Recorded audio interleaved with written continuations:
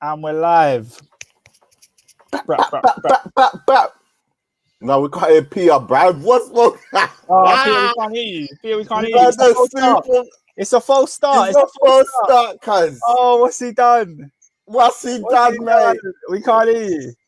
We can't hear you, mate. Oh, my God. It's a false start. What you might need to do... Can you hear me now? Yeah, we can hear you now. We can hear you now. We can hear you now. Let's go. Technical difficulties and all that.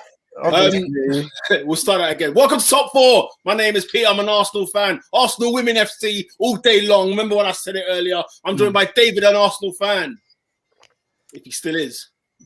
I am, but fam, it's a bit, you lot, man. You've hurt me in two ways still, but hey, we lose. But we move, lad. I'm joined by Oscar, Chelsea fan. Hey, you can see the name. It says Oscar Poet, CFC. The F stands for franchise, baby. You already know what it is. You already know what it is. And we're joined by... And it's like, Peter, your audio's gone again. We can't hear you. I don't get it. I don't understand it. I'm joined by Robin, a Manchester United fan.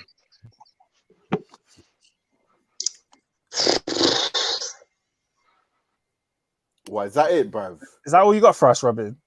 Damn. Okay, then. I'm joined by Adrian, a Liverpool fan. Well, one door closes, another door opens. What we're saying, Super League, yeah? Right. Oh, my days. Ernest ain't with us, is he, just yet? No, he said he's going to join in a couple minutes. He's on the wing, yeah? He's down the wing. Yeah.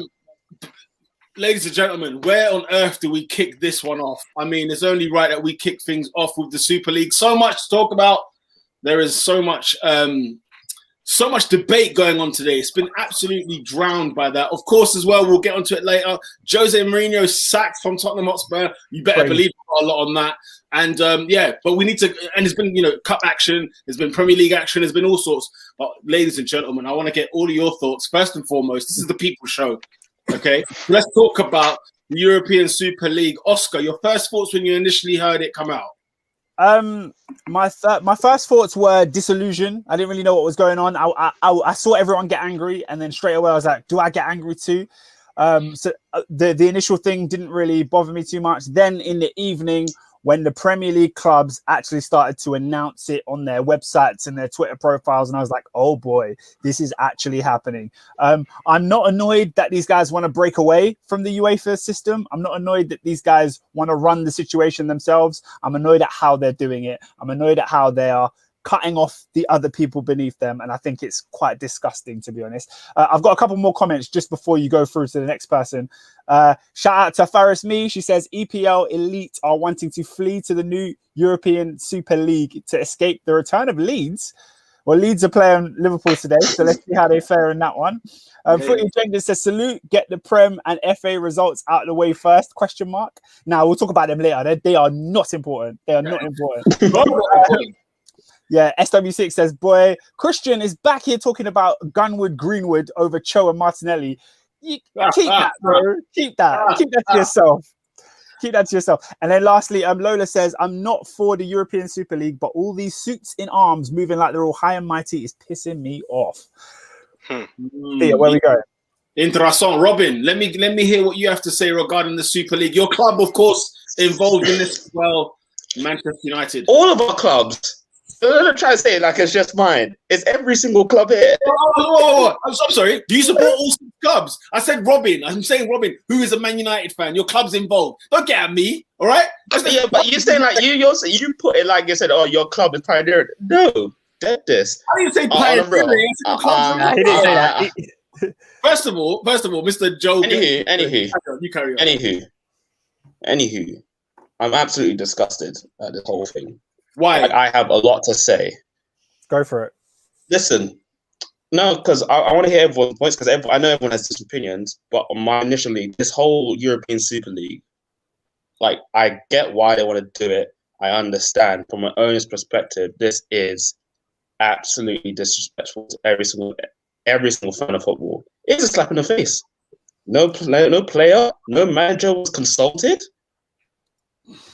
with all these decisions? Why should a player be consulted or a manager? What are they? Are they the ones playing? I mean, are they the ones that are not going onto the field? Well, Should be I'm being consulted. I'm sorry. If I tell you as a DJ, right? I want you to go play for this place, yeah? A place that people do not like and do not like your music. And you're just going to turn up and just get thrown, bananas, pies, and all that stuff. You're going to just take it. Yeah, but track that every day. But Robin, no competition in sport is consulted with the players. Doesn't make a difference. The World Cup in Qatar was not told. Friggin' Andre Pirlo didn't know about the World Cup in Qatar being held there, and they asked him for his opinion. They asked nobody about these things. It's a competition, and it's administrators of the football club that are the ones that are consulted. Who cares about the players? I sure don't. I sure as hell don't. I definitely care about the players. I agree with you. I definitely care about the players. Yeah, I don't think they should have been consulted, because to be honest, as soon as the players find out, then essentially we find out, because this news gets filtered down easily. But I do care what the players think about this, because if the players then decide, enough of them, that they don't want to play in a league that prohibits any other team from beneath joining in a way that makes sense, then I'm all for that. That's like cuts out a key important part of football. Domestic football in all of these leagues is about rising up the ladder, and this so-called Super League that is removing the barrier for entry for those clubs. You're basically saying the elite are the elite and they can't be relegated at all. That spits in the face of the entire football league and what it's been for the last 100 years. Yeah, so I do care what these players think, and I do care about this situation very, very deeply. Adrian, talk to me. What's your thoughts? Before I get to you, David, sorry. Go on. Brother, I was Spurs in there. Like, case in point, man. Case in point.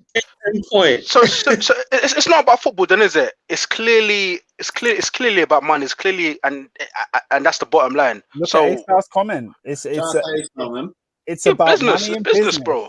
It's bread.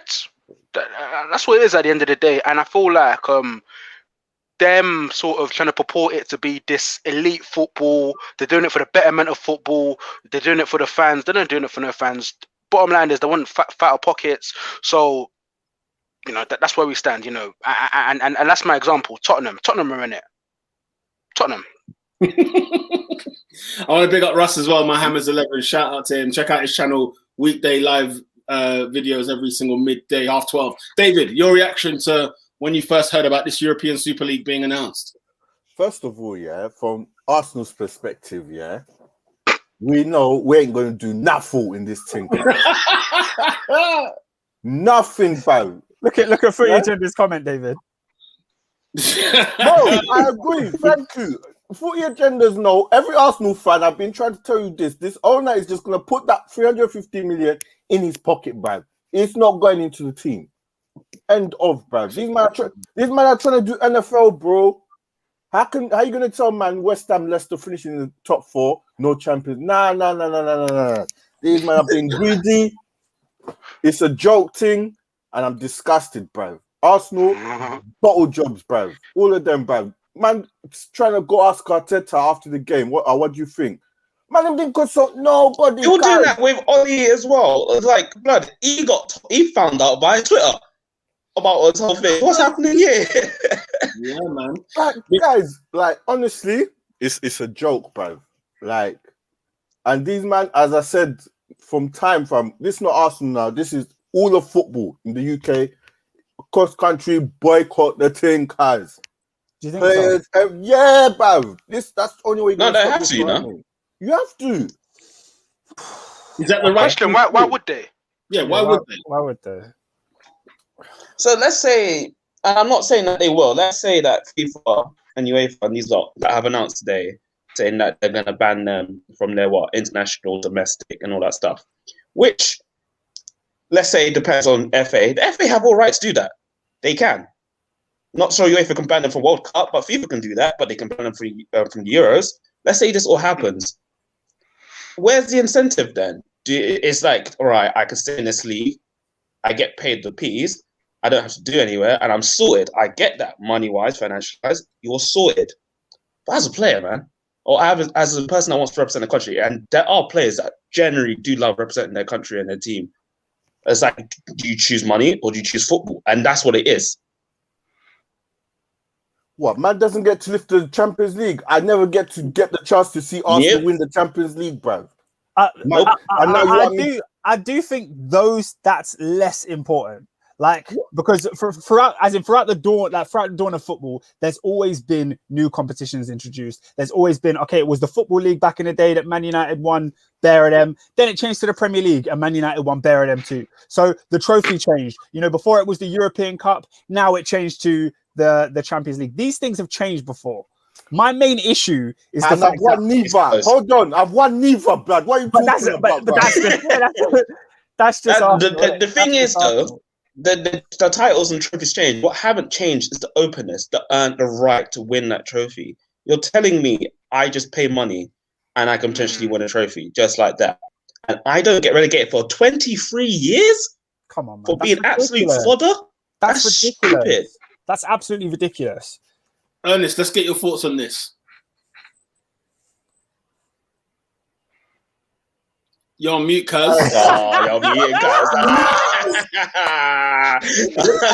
That's what I'm talking on mute. So the first thing I thought, when I saw this was, you know what? In this life, Omo, you have to have money, you know. Money has to back, bro. That's the first thing I thought. Like, otherwise you'll suffer. I trust Florentino Perez and Ed Woodward. They're the Xavi and Iniesta of money in football, innit? So I trust the two of them to be about this life. Then obviously Kroenke, then everyone else, the American owners and that. Cool, like I get that. I guess I'm anti-UEFA, so anything that's anti-UEFA, I'm all for it, innit? However, I think my issue with this is, first of all, I don't like the posturing from Sky, specifically Gary Neville. I don't like it because I feel like there's so many things that are corrupt that are not complained about, that are allowed to take place. We were gonna watch Burnley versus Sheffield United on pay-per-view for £15. Like now TV is costing me, like, it used to be like £30. Now it's like £34 to watch just specifically Premier League games. I feel like the issue with the Super League I have is that the anti-competitiveness, like Robin is saying, the 23 years of no relegation. I love the NBA, but I hate the model. However, I don't think that UEFA's system and their structure allows for any improvement on this side. So you're saying people can't compete here in the Super League, but Ipswich Town are never going to play in the Champions League. Like this all of a sudden, this care for grassroots football is very it's very hypocritical, because the model that we currently have still doesn't allow for effective, consistent competition. We still see the biggest teams get far. We still see the richest teams get the furthest. So for me, I'm like, if the minute you allowed, no disrespect to like Chelsea, and I have no problem with an open market in football, but the minute you allowed Roman Abramovich to come in, you blurred the lines of how far this money thing could go. So the idea that money is the root of all evil and all this other stuff, I'm not with that. I don't like the anti-competitiveness of the SPL of the Super League. However, I don't think that people need to. I feel like people are sitting back like Sky's model, UEFA's model is the best model we have. I feel like the way money trickles down allows for more and more corruption that's not spoken about. I'll never forget, like, and I feel like it's quite a unique position considering the amount of nonsense that we've had to witness in Champions League fixtures over the years. Four big incidents at Stamford Bridge when Barcelona went to the final against Chelsea. That's absolutely pathetic, but that was allowed to happen because a lot of these pundits they love the double standards that suit them. and that's what I'm not for, because I feel like a lot of people are just all of a sudden realizing this is what pissed me off today. People clocked today that football was corrupt. Nah, that's not true, though. No, Oscar. People were tweeting as if foul things have not happened year in, year out because of the infrastructure that we have. It's absolutely pathetic, bruv. So for me, I'm like, listen, I don't know enough about the new system that they want to put in place to comment of how evil it is, because a lot of people are coming on this thing of it's evil. It's like, okay, cool, you might not like it, but we've had issues with UEFA's model and how like there's a reason we used to call UEFA Lona. There's a reason, bruv. And so my thing is, no, it's not this new system of the Super League is not perfect, but let's not pretend, let's not lie like it's just another thing that's born out of greed, just like UEFA is. It doesn't make sense to me, but that's my 2 pence. Can I respond to that, guys? Just like I want to respond to. I would 100% agree with what you're saying, Ernest. But personally, when it comes to like Gary Neville and them, man, I don't care. Like, I don't care about what they think. Like, I as a football fan have my own opinion. All of us here have our own opinions. So yes, Gary Neville works for Sky. He's gonna say what's right for Sky. And he's gonna say what's wrong for Sky. As far as UEFA and the Premier League are concerned, football fans for decades have spoken about how corrupt those leagues are and how they benefit the wrong things. Just like we're saying, these guys were trying to charge 15 quid for a Premier League game, and the football fans came out and said, no, this is garbage. So just because people are complaining about a Super League, that doesn't mean that people are full support of UEFA or the Premier League. You can have like... That wasn't my point. My point is... No, my point is corruption has been rife in football for over 20, 30 years. That's my point. Thank you, Lola. It's greed versus greed.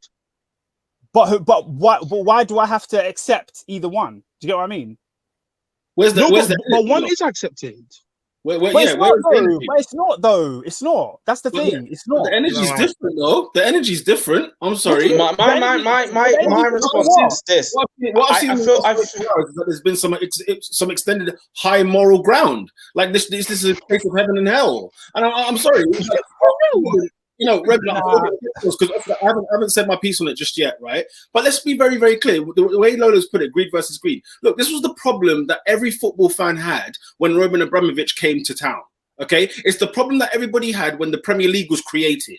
Okay, it was that thing of when people bring up grassroots football, it's a slap in the face. It's got nothing don't think it's anything to do with that, because it has nothing to do with it. The Premier League in this pandemic, we saw Bury go down. We see Bolton, Wigan, and them man struggling. What did the Premier League have to say about that? Not a penny. Nothing. Nothing to say about that. So let's not talk about that side of football, okay? Secondly, when an owner came into football, I don't remember Sky or anybody else making noise about, oh, you know, all this money coming in. The fact that a human being can buy a fans club, a people's club, workers of the football club that create the club in the first place, how a human being can come in there and purchase the entire club. And we move on from that. Nobody boycotted anything there. Nobody said anything about it then. But that owner now has decided, you know what? I don't like the way UEFA's carrying on, right? And the fact that UEFA make, I think, what was it? They make something like is it something like 2 or 3 billion a year? And clubs get 1 billion of that. And the clubs have said, well, hang on a minute. That's not fair. We need to share that money out. So then they've said, UEFA have said, well, no, you can pipe down. In fact, we're going to create a bigger Champions League with 34 clubs. First and foremost, look, the Champions Leagues are fast. How many years have I been saying it? We've got champions of domestic leagues, right? Teams can finish second, third, and fourth in the Premier League, in France, in Italy, in Germany, can go in there and enter the group stage in straight away. Go ask Slavia Prague what they had to do to get into the Champions League. Go Celtic they have to do to get into the Champions League. Ask me I read, I didn't even know this, that the Dutch sides have to do the same thing. The second place team in Holland has to qualify for the Europa League.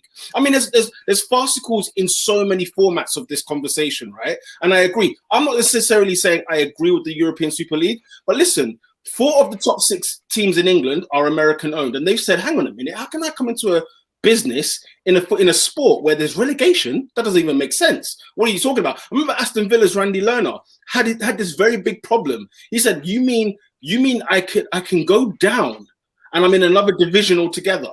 right? Robert Kraft, the New England Patriots owner, said, wait, there's no relegation in football? This is a joke. There's no chance I would join and buy a football club, because he was linked to buying a football club at one stage as well. Yeah. So what they've said is, rather than us losing money, business owners, by the way, they've come together and said, this is not about corruption. This is not about greed.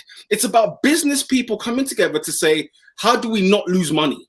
And also, how do we not get conned by people like UEFA and FIFA? By the way, the Qatar World Cup. Pete, can I stop you right there? Because this is why I'll get on to Gary Neville. If I see Gary Neville commentating at the Qatar World Cup, bruv, no, I'm breaking everything.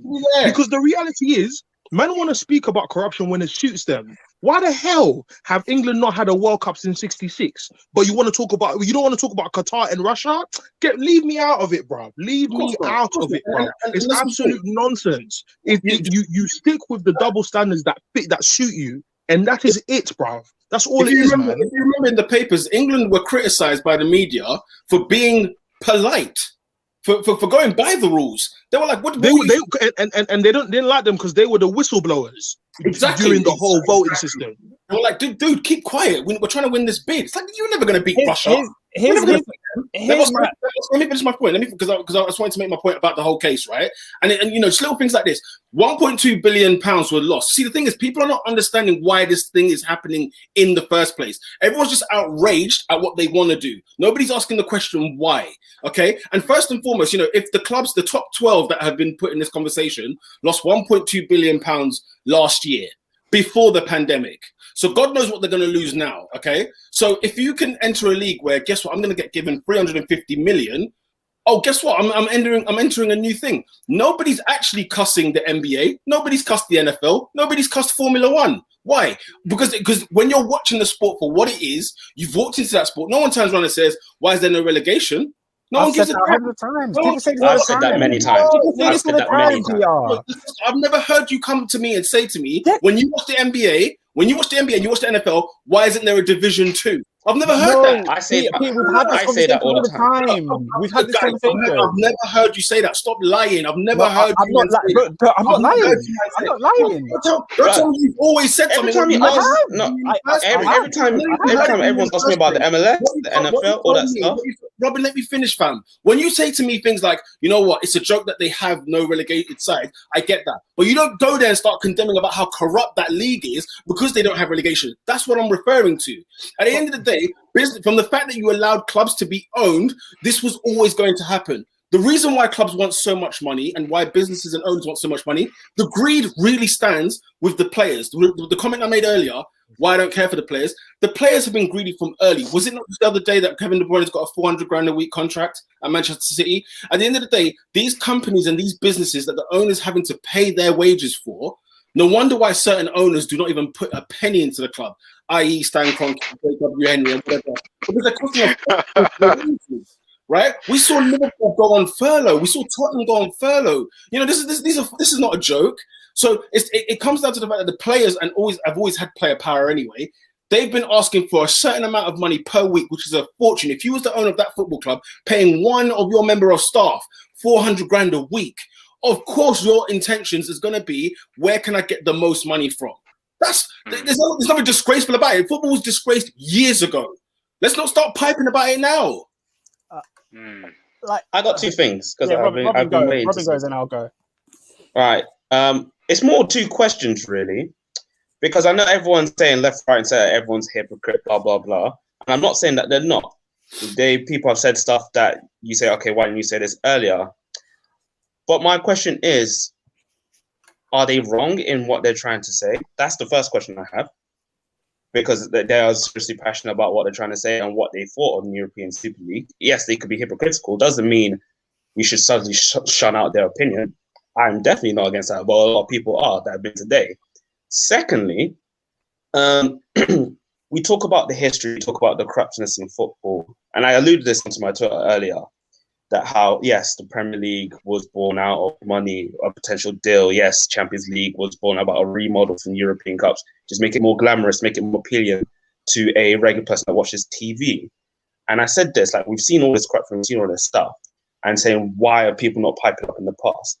And we condemned them not for piping up in the past. But why are we saying that they can't condemn them now? A lot of people on Twitter today, a lot of people on social media today are saying, oh, because you didn't protest X amount of years ago about the Glazers, about Stan Kroenke. Now you're saying this now is corrupted? You don't have a right to say that because you didn't do it 15 years. That's why I'm like, right, if something's wrong and it has taken you this long to realize it's wrong, you just say it's too late. It's too late to say it's wrong. No. Why is this wrong? My whole point is that. Tell me how it's wrong. My point is that if you feel like something's wrong and other people said it's too late to say it's wrong, why is I saying it's too late to say it's wrong? If you feel like something needs to be fought, fight for it. Don't let other people say.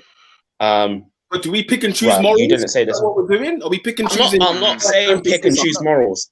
Well, that's what not it the sounds point. like. No, the point is that yes, things have been let go in the past. Yes, things have let go. And you think about it then. But we're saying that this point is the catalyst that made people rage.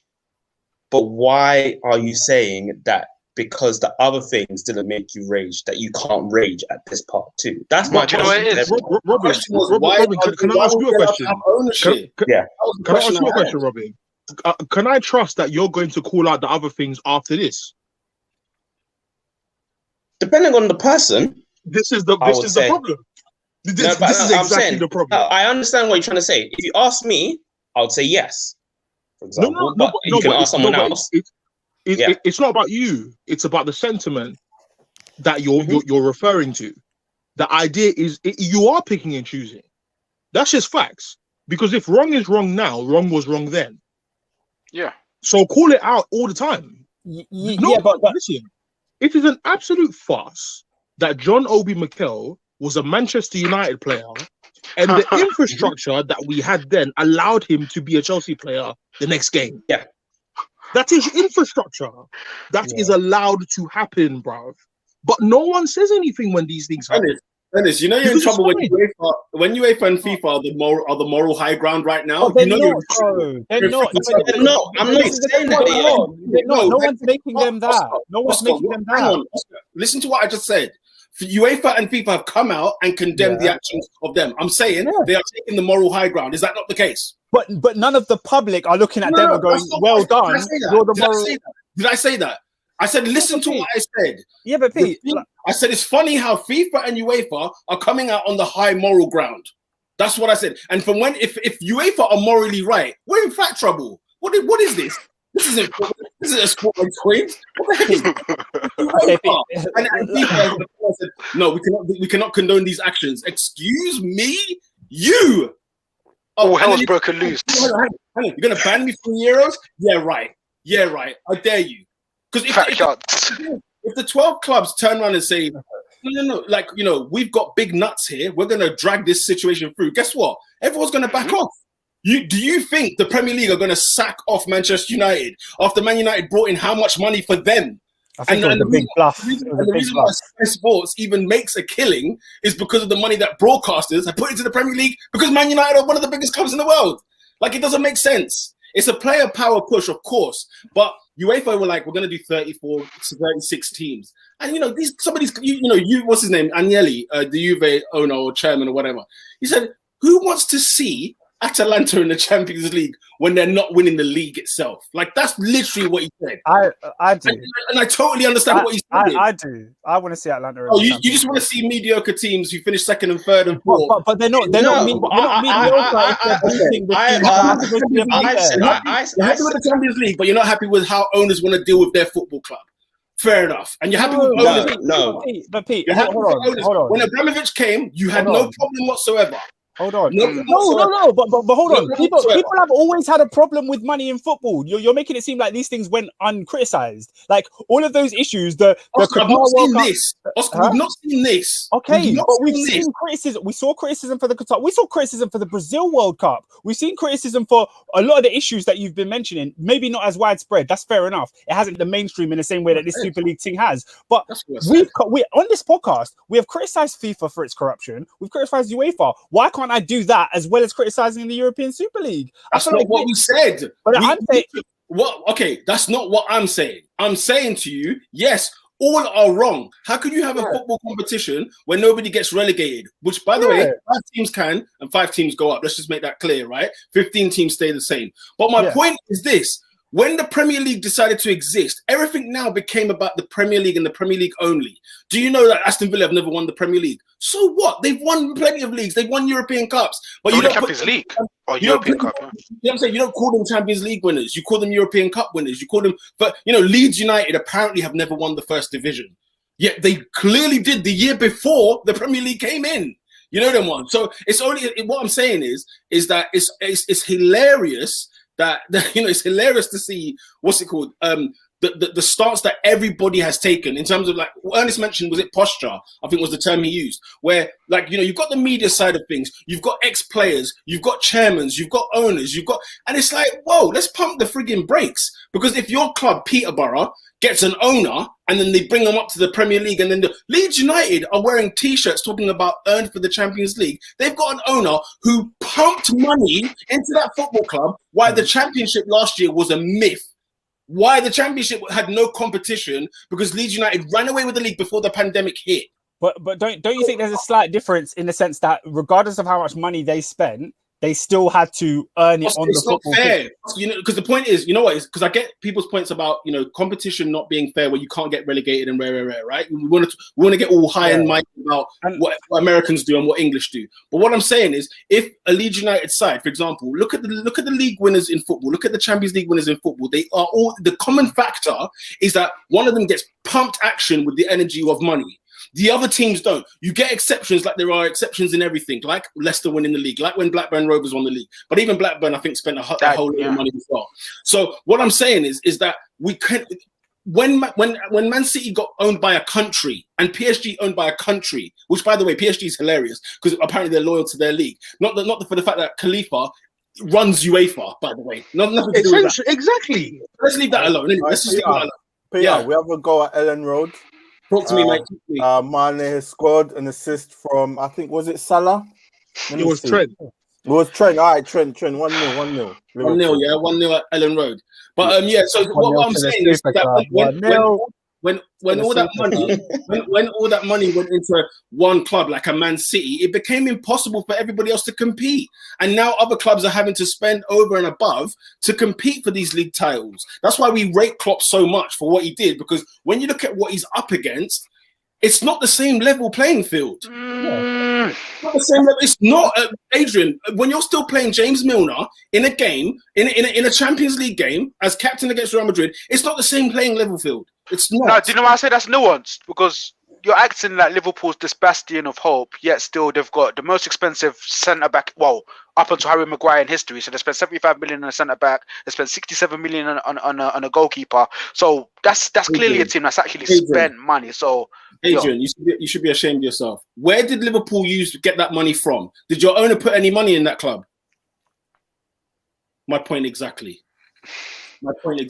Liverpool, what they did smartly with a few transfer windows and with the money obviously that they generate from the Premier League and from the selling of Coutinho, they managed to make good deals over time, which is what used to happen back in the day. And the fact that you won the Champions League and the fact that you won the Premier League, of course, you're going to get money for that, and then you can spend. But people like Roman Abramovich and what's my man's name in Man City, right? Mansour, they throw money at this. There's no bank account there. Chelsea you don't hear Chelsea's accounts. Someone they got in their account. Pete, what is the organization that allowed PSG and City to get away with FFP? Oh, UEFA, hilarious. The same organization trying to teach us about corruption. All right, cool. And the fact that they tried to get Man City for what they've done.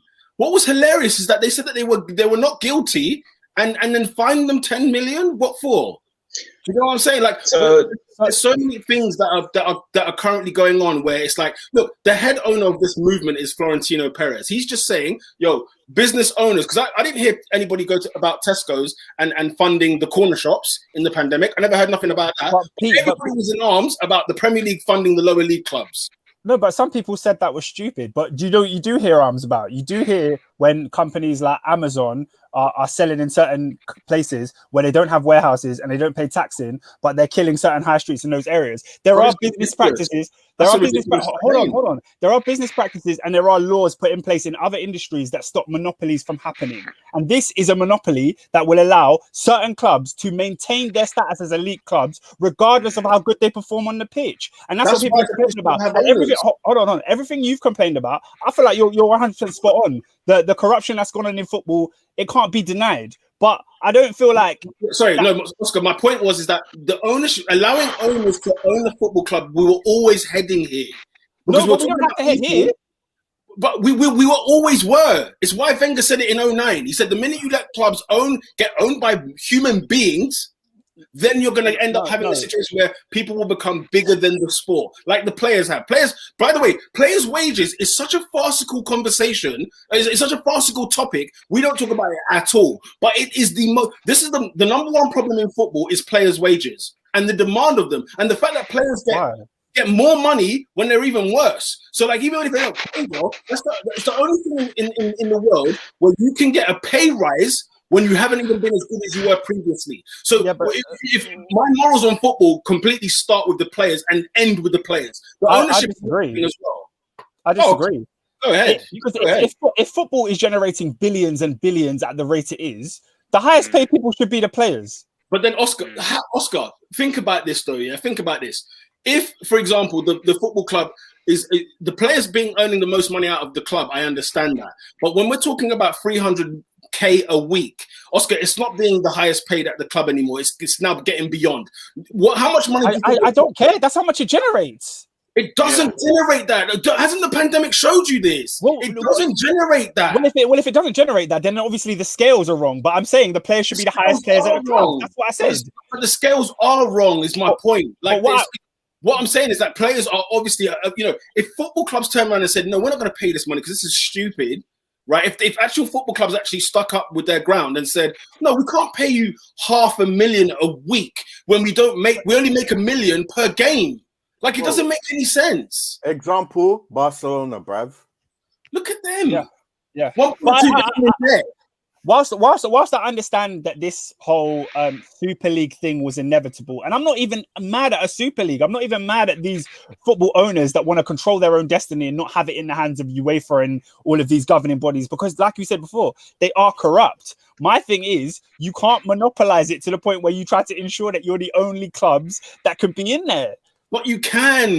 This is the point I'm saying. If an owner takes own of a business, he can do what the hell he likes with it. No, you can't monopolize an industry, Pete. Like that's even in business, even from a capitalistic sense, that's frowned upon. You're not getting it. Guess what can happen tomorrow? If they all leave, if the 12 leave, guess what they've done? They're monopolizing the football industry. And there's going to be a huge backlash, not just from football, but from government. It's not the point. Governments. It's not the point. The government can't do nothing. The government can't turn around and then sanction the football. They can't do that.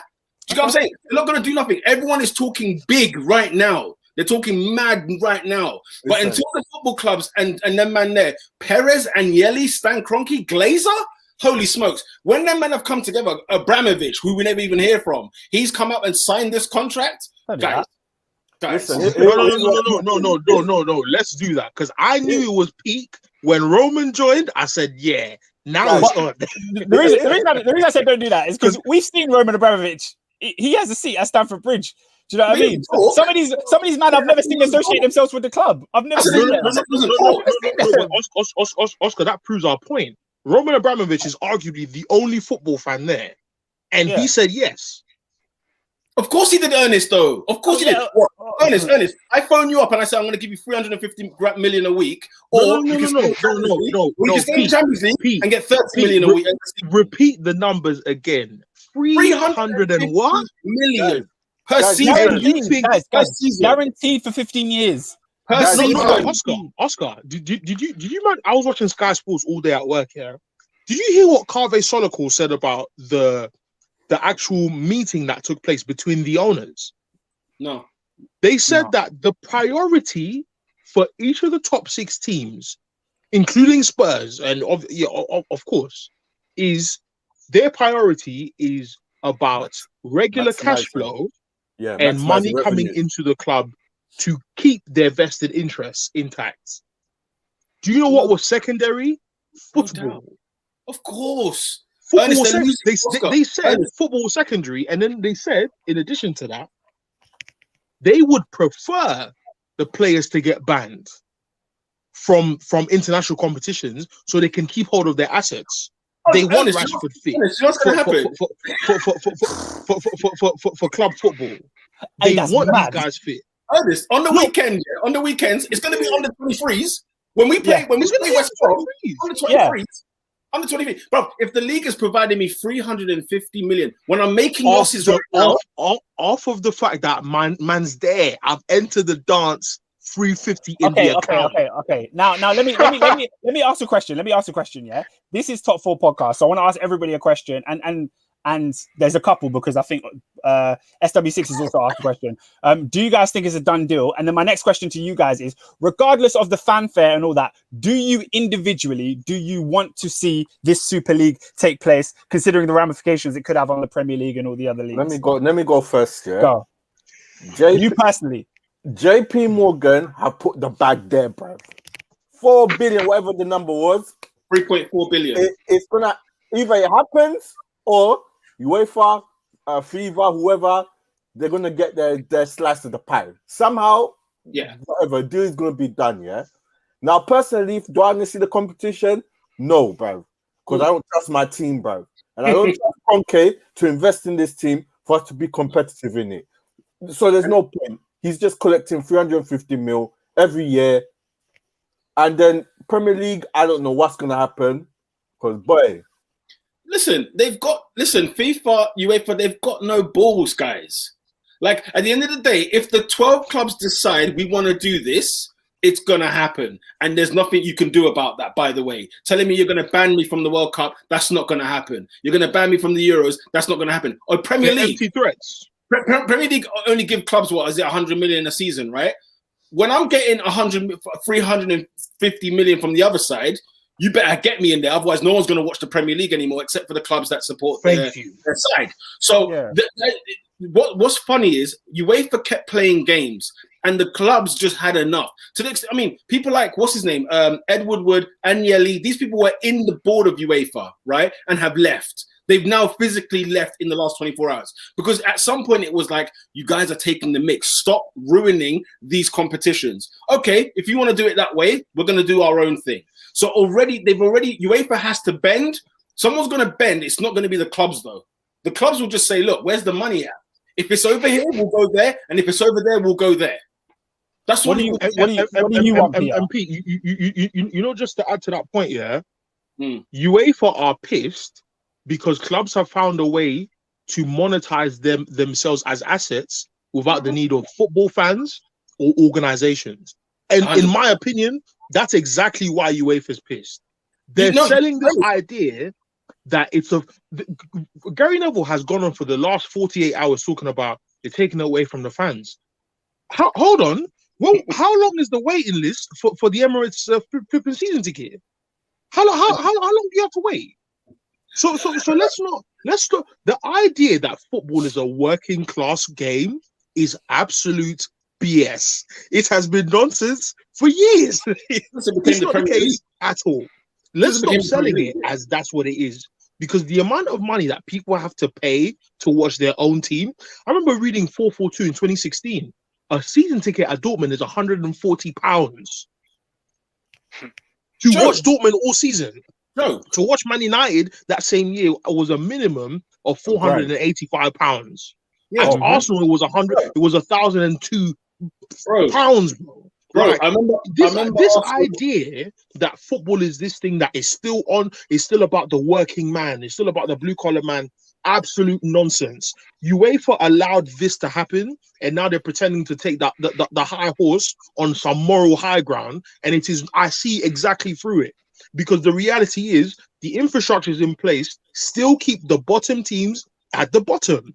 Let's not lie to ourselves. It still allows it to happen. What we don't want, or I guess I'll say my piece then. I don't want to see the Super League happen, but simply because UEFA hate it, I want to see it happen. Simply because they don't like it. Out of spite. Oscar, to answer your question, do I want to see competition? 100% yes. But am I going to be mad when the European Super League happens? 100% no. It's like how I watch the NBA now. It's like how I watch the NFL. I have nothing to say about it. I have nothing bad to say about Formula One. Teams that don't get relegated, teams that don't get promoted, right? What I'm saying is, though, is that it's what seems to be morally wrong is about football not having a relegation battle. That for me is hilarious because if you know, when you look at it on the grand scale of things, it's actually quite minute what not being relegated actually looks like. 15 teams staying there. I know it's crazy. How do you decide what the 15 teams are, right? That I can understand. But if when Bury went down last season, not a peep. I didn't see no one from Lancashire turn up. No one in Manchester, no one in Cheshire, no one in Liverpool, no one in them areas. Have a whip round. No one had a whip round. People like Bolton were playing UEFA Cup football 10, 15 years ago. And I'm seeing Hull at the top of League One. I'm seeing clubs like, you know, when you let owners in, owners was the problem. The fact that you can let a football club that was, you know, like governed, it was a people's thing, it was birthed out of the soil, if you will. That's why, you know what's funny? We watched Sunderland Till I Die and we were like, rah, man, fans really care about Sunderland, you know, like people pray about them in church. Like that's what football was 100 years ago. That was the norm. And yet to us, we look at it now and we're like, yo, this is extreme. Imagine that. It's because we've been conditioned. But unfortunately, we grew up in the Premier League era. We didn't grow up in the era before and then seen the transition. Sky only are hyping because they're not getting peas. And you wait for that's why I said in the beginning, I don't care about Sky because a couple months ago we were complaining about them stealing football. Now it's, you know, they're complaining about these guys stealing football. So I don't really care about that. I kind of wanted to figure out what you guys actually feel. Are you gonna is this league gonna be more entertaining for you? Personally, I feel like I do like the idea of the bigger teams playing each other more often. The Bayern Munich's playing a Barcelona or an Arsenal playing a, you know, whoever it might be. I do like that. I think it's a bit silly that Chelsea have been in eight semi-finals of the Champions League, never once met Real Madrid, who've won the competition so many times. I think that is a bit dumb. So I'm all for reformation of how the Champions League is going, and I'm all for the super clubs taking themselves out and saying, nah, we want to run it ourselves because we're billionaires and we know how to run business better than UEFA anyway. Oscar, that's crazy though. But that's crazy. Why is that crazy? Because look at what we're talking about now. We're talking about anarchy. We're talking about people just keep turning up and then let's just do what we want. And that's why I'm saying this is the Super League though. Oscar, but that's what I'm saying. Owners is the problem. If you didn't have owners, you didn't accept because they came in with the low, which by the way, I can't remember how much money Glazer's put into Man United in his life. I don't remember how much money Kroenke's put into Arsenal in his life. I don't remember how much, you know, a lot of these people have not put up, you know, the friggin', when you lot got rid of Gillette, Adrian, and then Man there, and then they brought in the SFG. Like, I want to know what coin they threw in at that club because they haven't thrown a coin in there. So what I'm saying is that you're going to get into this situation where it's just going to be friggin' anarchy. And it's like what they should do, you know, if the Premier League have something about them, kick them all out. Kick them out. If you're legit this life, if you're legit, and I agree with that. But guess what, guys? Don't put your hope on that. Do not hold your breath for that. Because they will bend and they will say, look, let's come to an agreement. We will give you an extra 100 million a season. Yeah, stay in our league. And by the way, the Super League isn't to replace the Premier League. Premier League just came out on their own accord and said, well, if you're going to do that, we're going to kick you out. Excuse me? Says who? Says who? I tell you, put your money where your mouth is. Yeah, but you can understand why the Premier League would be annoyed by it because it does take away... Because it takes away some of the competitive aspects of their own league.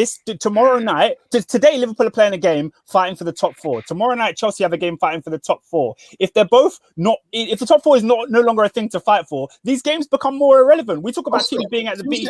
Hold on. Let me finish. We talk about teams being at the beach all the time. Now, any team between 16th and 3rd are going to be at the beach from December once they realize they can't win the league. You're wrong.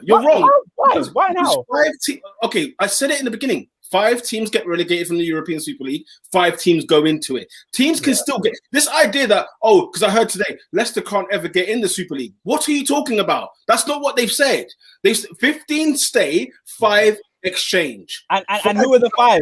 Because one will be from Spain. Let me finish, bro. Let me finish. If Leicester can qualify, you know, if the Premier League set up a format where it's like, okay, the top 6 get into the European Super League or whatever, or 3rd or 5th place, like they do now, yeah, they will have teams like your West Hams, your Leicesters, Southamptons. They'll be fighting to get into that Super League, and they'll be in it next season, playing on Wednesday and Tuesday nights.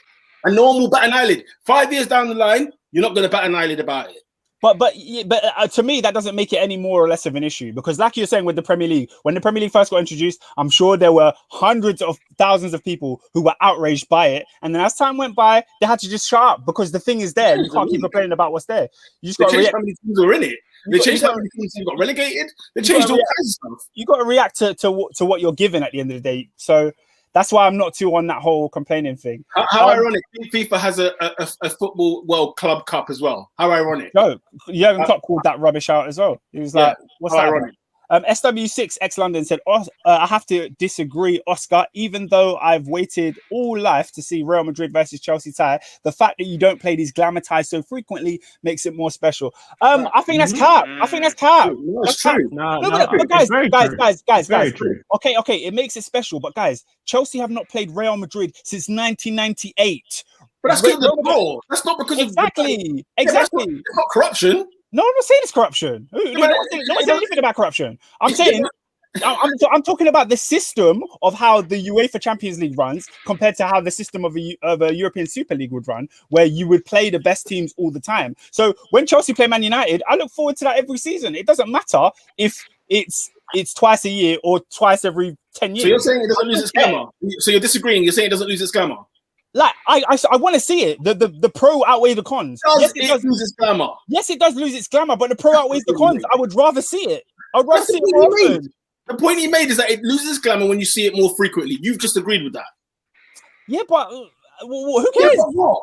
We're not saying it's not a good spectacle. We're not saying it's not a good spectacle. And I don't think SW6 is saying, SW6 is not saying that, oh, now we're going to be bored of it. No one's saying that. It's lost its glamour. That's exactly what they put there. And we agree. But then it becomes like boxing, where you just get the best teams and they don't fight each other. Like you were groaning when you see in the group chat, we were talking about who was the best team in Europe last year? Was it Liverpool? Was it Bayern? We'll never know because they didn't face each other.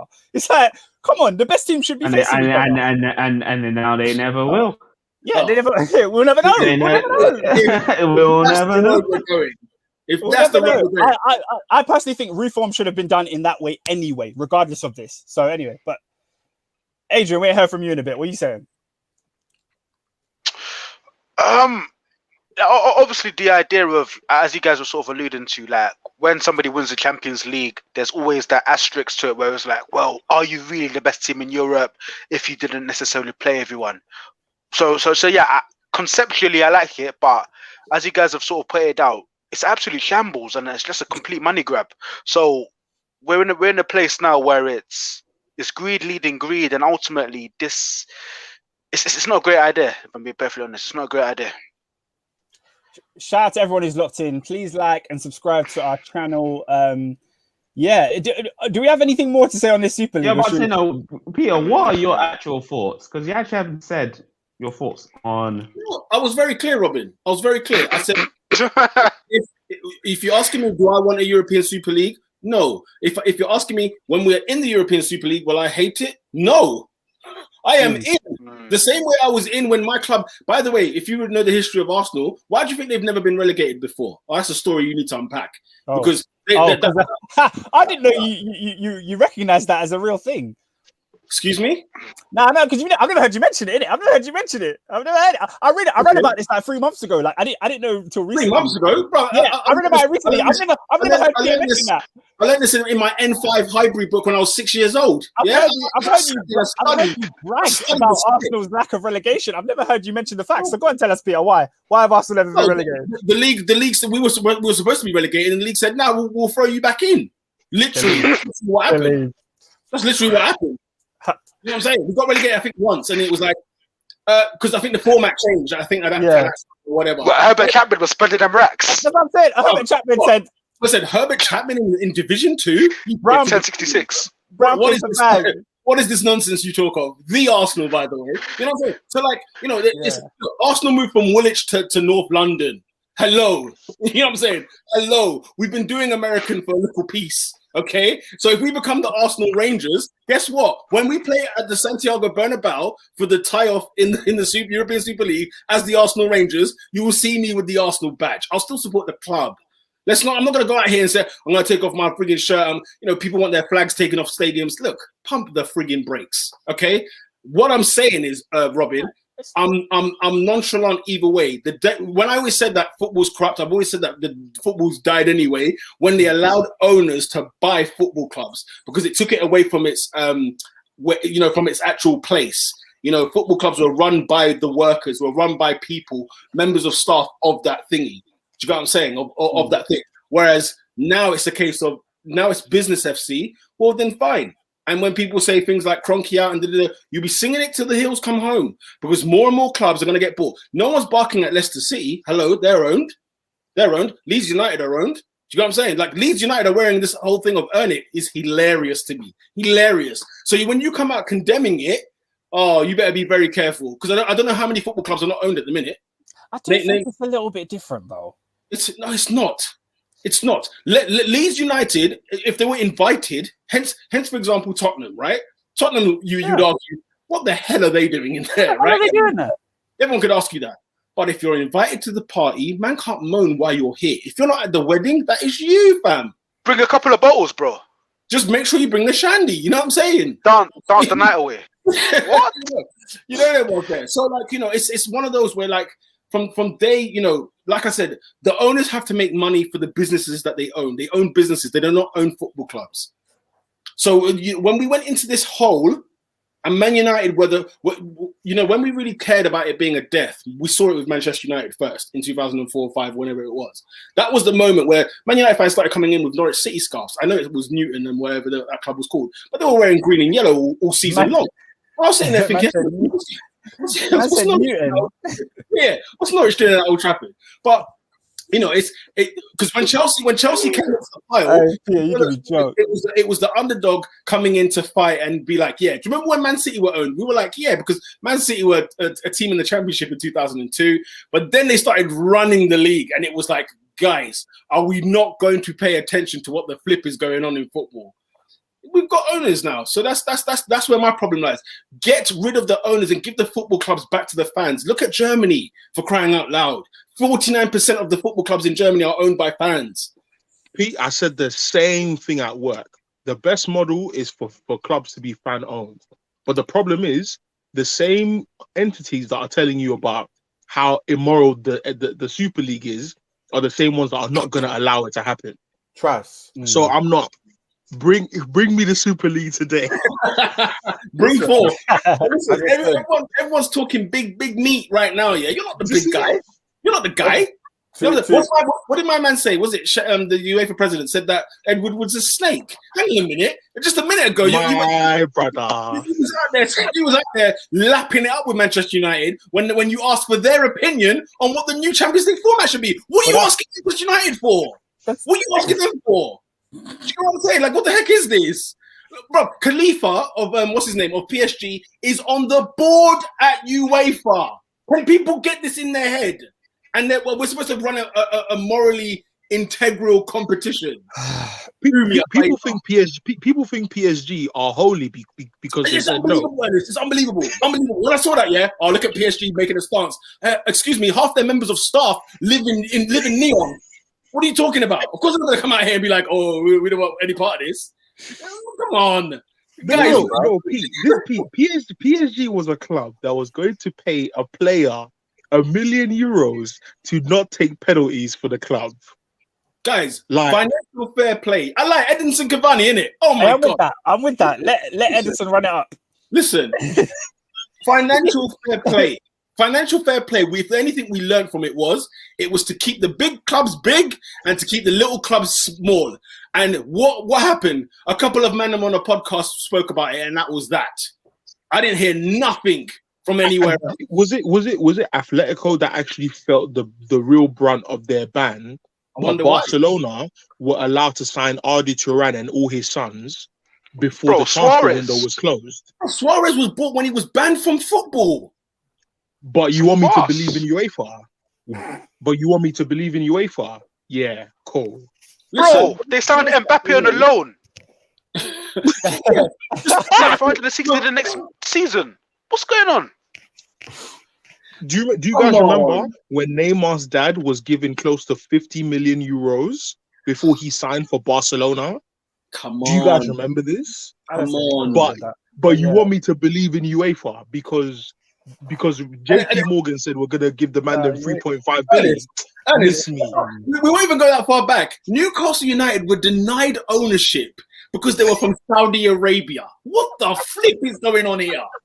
What the hell is going on here? What? Seriously, guys? Seriously? Yeah? The fit and proper persons test. They have a fit and proper persons test? No. Of all the days of all the days of the last 150 years of football, today is not the day to come on Twitter and move your gums and tell me that football has died. Football died a long time ago. It's been dead. You know what I want to ask? I want to ask Gary Neville. Salford City, yeah? Peter Lim. I want to ask him his thoughts on that one. Because remember, his club is funded, by the way. Yeah? And he owns a football club as well. It's he's spoken about the fact that he's like tried to implement caps on how much his team can even input in, because they've realized how it degrades the rest of the league when they do that. So yeah, it's a bit like he got invited to the European Super League where he would earn 350 million per year. He'd be a fool to deny. Okay, guys, we got a couple of questions from the audience that I want to ask, and then I guess we can move on to the Jose team. For your agenda, said get hold of this nonsense. The Super League clubs have decided that their UCL trophies, that they're handing over their UCL trophies to the Super League, so therefore Liverpool will start with 6 Super League championships. Does that matter? Does that matter to us? Not really. Well, I mean, Man United. Look at what that says. Look at what that actually says. So now my Champions League trophies become my Super League trophies. It doesn't matter because Man United are already screaming 21 anyway. So the trophies get handed over anyway. Liverpool already saying they have 6 from the European Cup to the Champions League. So I know, but this is a brand new competition. Champions League was brand new from the European Cup. Like it don't. But it was like you said, it was derived from trophy. What I'm saying, they might as well add the UEFA Cups as well. It's the same trophy. Side by side. They're going to consist side by side. Final question. Would you rather see your team fighting for a top 4 spot in the Prem or coming dead last in the European Super League? That's from Sam Lewis. Oh, dead last. Dead last. Dead last, because you know why? My club earns 350 million to buy brother Holland. But that's crap, though. How can you hate from outside of the club if you can't even get in? Wait. Because the way I'm reading this question is because fighting for a top sport. If the European Super League exists, then I want to be in the Super League. But if you're asking me, would I rather keep things the way they are this season or go into the Super League and finish last? I'll take the way they are this season. Shout out to Sam, yeah. But the thing is, obviously, you're a better man than me. If you finish last in the ESL, I mean, okay, I guess that team can't go down. Arsenal can't go down, but West Ham would. So, like, for me personally, if Chelsea are the richest club in the world, I don't care. I want to win trophies. I don't care. That's it right there. That's it right there. I want to win trophies. How do I do so? Bring forth. Yeah, like when Roman Abramovich bought Chelsea, that wasn't enough for me. It was when we won the trophy that it mattered. So, anyway, well, are we done with the Super League? We spent an hour on it. If you're in here, please like, please subscribe. The next topic, Peter, do you want to segue us? Yeah, man. Oh, my God. They finally pulled the trigger, ladies and gentlemen. This is the most strangest of timings, if you will. Jose Mourinho sacked at Tottenham Hotspur. Before I get onto my points, let's hear from, first of all, Ernest. What is your thoughts on Mr. Jose not being the special one at the Lane? I'm not gonna lie. The timing was off. It just didn't make sense to me because it was just like you have you're 6 days away from a final, and the only logic I can see is which is false logic, is that you're looking at the bounce back ability of a new manager to close the 5 points gap. Big up in Dowie. Brother, they've already come out and said we're going to look for a new appointment in June. in June, Ernest. Meanwhile, we've got Ryan Mason and shout out to my guy. What's his name again? Ryan Mason. What's my man's name? I've forgotten his name. Wadley King. No, other black guy. Chris Powell and Chris Powell and Ryan Mason to victory. So what happened to Ledley then? I don't know. Can't give the black man a job. He's one of the ones that didn't get released or whatever. Yeah, because he's proper Spurs, isn't he? He's proper Spurs. He's actually part of their coaching staff, regardless of who the coach is. But the thing is this. I think that on the Spurs side they're moving very mad, but it's like DMX said, trust people to be who they are. Period. Trust them to be who they are. RIPX. You get me? But also I'm looking at it from the other side on Jose's side, and I'm like, it's absolutely utterly embarrassing to get sacked before a cup final. That is embarrassing. It is. Like, are you not embarrassed? Because, bro, like, you know what, though? You are Jose Mourinho, and for me, I know Peter's not gonna like this, but the magic has gone, bro. Don't worry, we'll get to me later. Don't worry, I'm letting everyone go. No, because the magic is gone. Yeah. This is a failure. Failure. Abject failure. Wait! We're coming to you. We're coming to you. Right. Listen. I'm gonna say this. I'm gonna pass it over to Adrian. So for me, my biggest gripe with Jose, I think the only reason I call him a failure, which I'm not going to, is because he called Wenger that. So it's like I'm going to use the same yardstick you used to another manager. Yeah.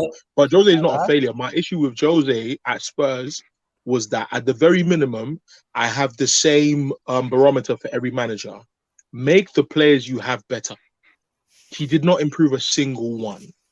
Sure. And that is the yardstick I'll beat him with forever. You did not improve a single player. And also, this is something that I realized as the weeks went on. Tottenham is garbage. Oh, wow. No, this team is dead, bruv. If it's not Son or Kane, everyone else you have to make an argument for as to why they're good. And that, to me, tells me everything I need to know. So, all the man that were telling me about Ndombele, when I told them that he's not top 3 at Tottenham, okay, cool. What's he saying now? He's air, bruv. Why 62 M's. Why did Lamella dead? Listen. Ryan Mason will lose the League Cup final on Sunday for one reason and one reason only. Eric Dyer will start. That's why they'll lose. That's exactly why they'll lose. That's my two-piece start. I'll add another one. Ernest, try this one. Dele Alli will start. That's why Dele Alli will start. We'll carry on. Definitely start. That's why they'll lose. I'll carry on. Who's next?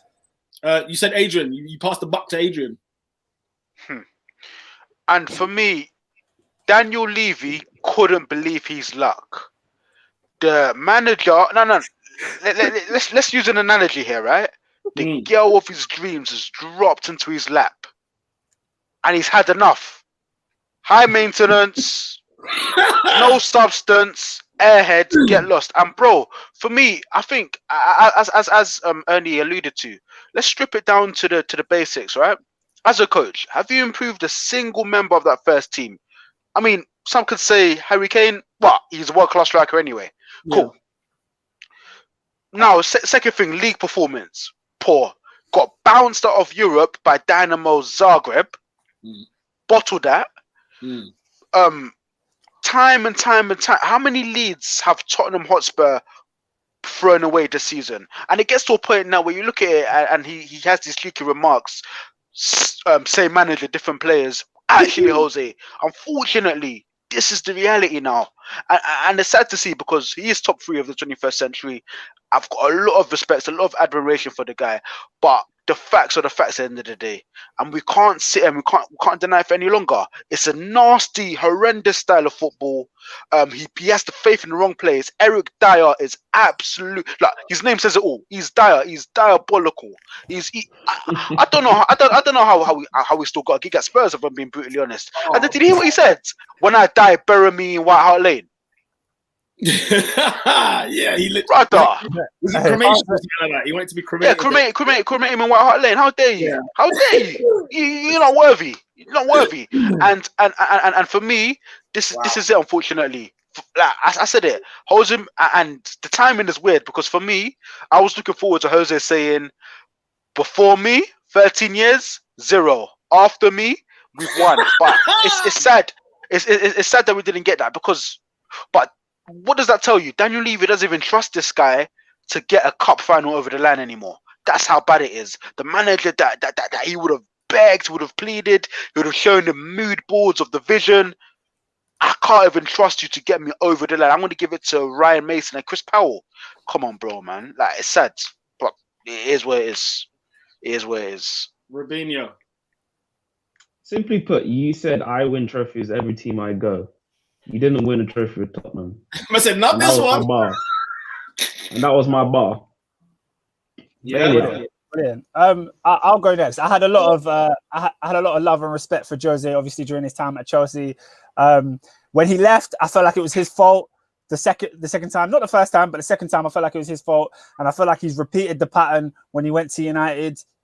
He had a successful period, then he done it again. I don't think many Man United fans would view his overall time there as a success, and I definitely don't think any Tottenham fans will view his overall time there as a success. His legacy in the Premier League remains at Chelsea, and for that I have a lot of respect for him.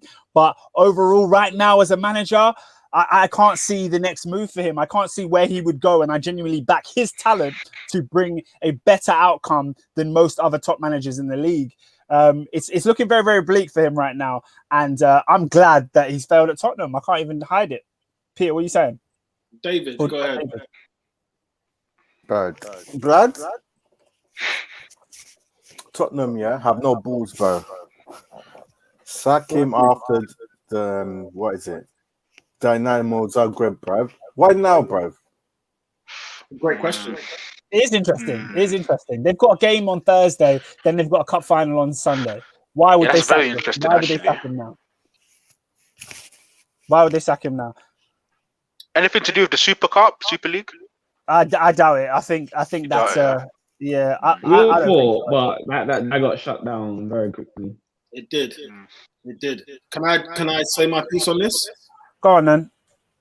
Right. Interesting question David asks. Why not after Dynamo Zagreb? Adrian, not Adrian.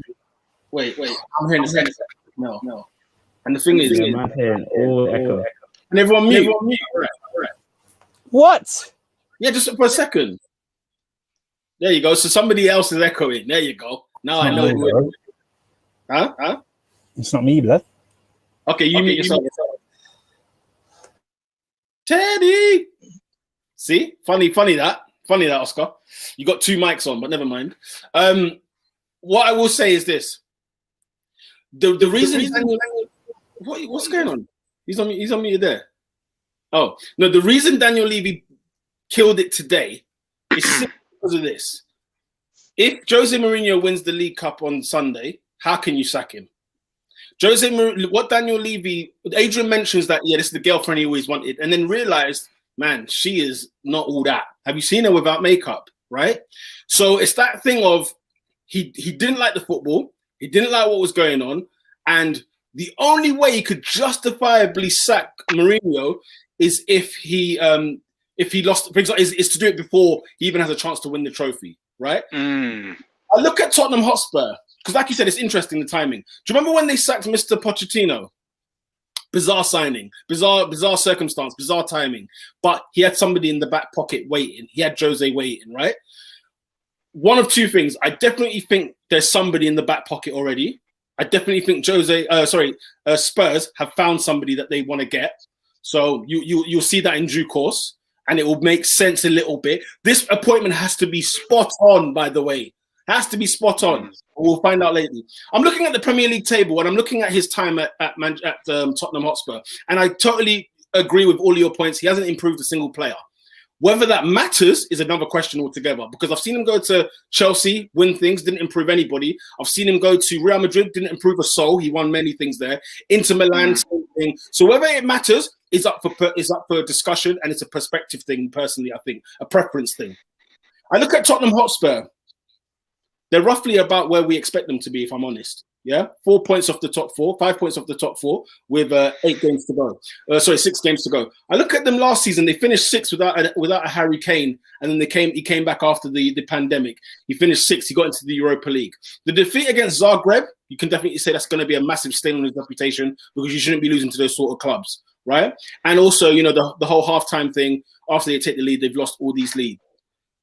They're in a cup final. Somebody put it there earlier. Was it SW6? Said he can't even believe they're even in there, right? And neither can I, by the way. And neither anybody in this room. I'll be amazed if you are not amazed. Spurs are in a cup final of any description.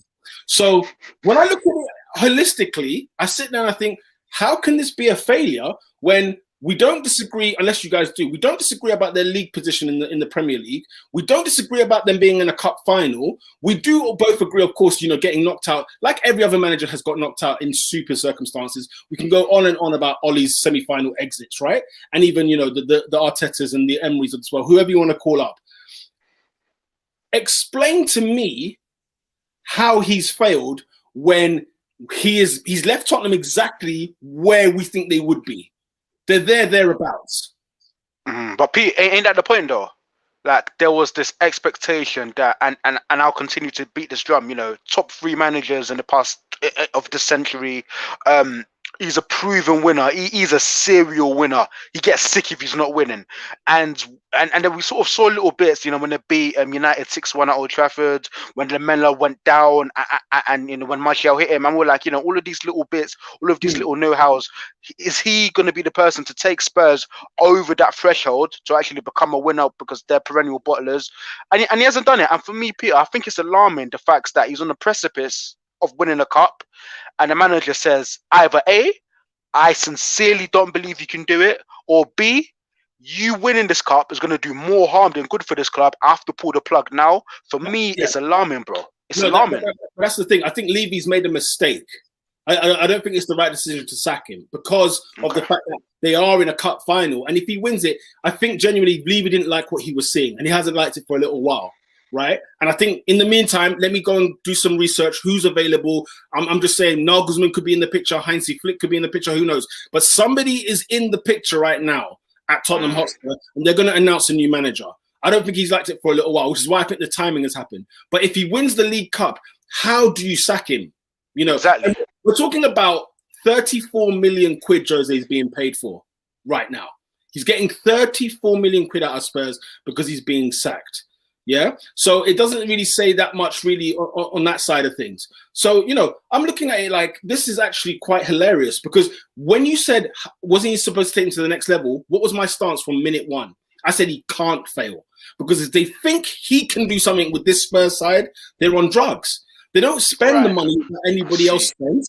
They don't buy the players. They don't, what I'm saying? They're not there. Like we're even questioning, are Tottenham even a top 6 side? Like I said, all over again, Mr. Pochettino put everybody in the belief system. And I said, I'm not a believer. I'm an atheist to this, because it's not the case. This is Tottenham Hotspur. Leicester City spend more money than Spurs, ladies and gentlemen. And we've asked Jose Mourinho to take this club to the next level. What was the next level? Winning the league title. Because I can rest assured, it sure as not was never going to be that. The level that Jose needed to do at Spurs in order for, I think, Levy to sort of keep happy is finish in the top 4, win some trophies, cup competitions along the way. And he was very close to doing it. But he hasn't failed him.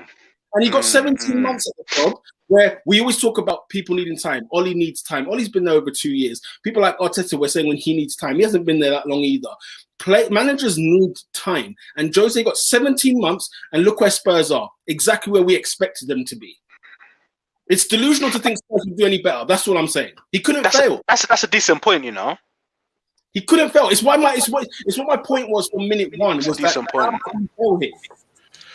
Yeah, what's the agenda saying? Why is this the accomplishment when he took over a squad that way? Really? Talk about the Champions League final. Oh dear, let yourself down. I can't even respond. So Peter, in all of your assessment of Jose, you spoke very much about the expectations and what they're expected to do and what they've actually accomplished. And do you not at any point look into consideration at the actual football that's being played and how the context of how the games have gone? No, that's why I said to you what he's done wrong in terms of taking those leads and then not winning the games. He's lost to Dynamo Zagreb. He's had poor matches for sure. But when you signed Jose Mourinho, every man and his dog knew exactly what you were getting. Because it's the same thing at Man United. When Man United signed that contract, everybody was like, you know what? Let's stop pissing about with Van Gaal and Moyes. We've come to win trophies. What matters more? The way you play or winning trophies? Excuse me, in my book, it's winning frigging trophies. I don't give a damn how boring we are. Especially when you send Jose. Facts. Look at his CV. And when people say where's he going to go, don't worry, he'll find a club. That's CV. Holy smokes.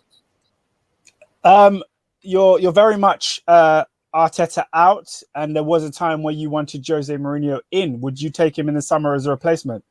The thing I always say about Jose Mourinho is if you're going to recruit him as a manager, one of you has to bow, and you have to give him the book.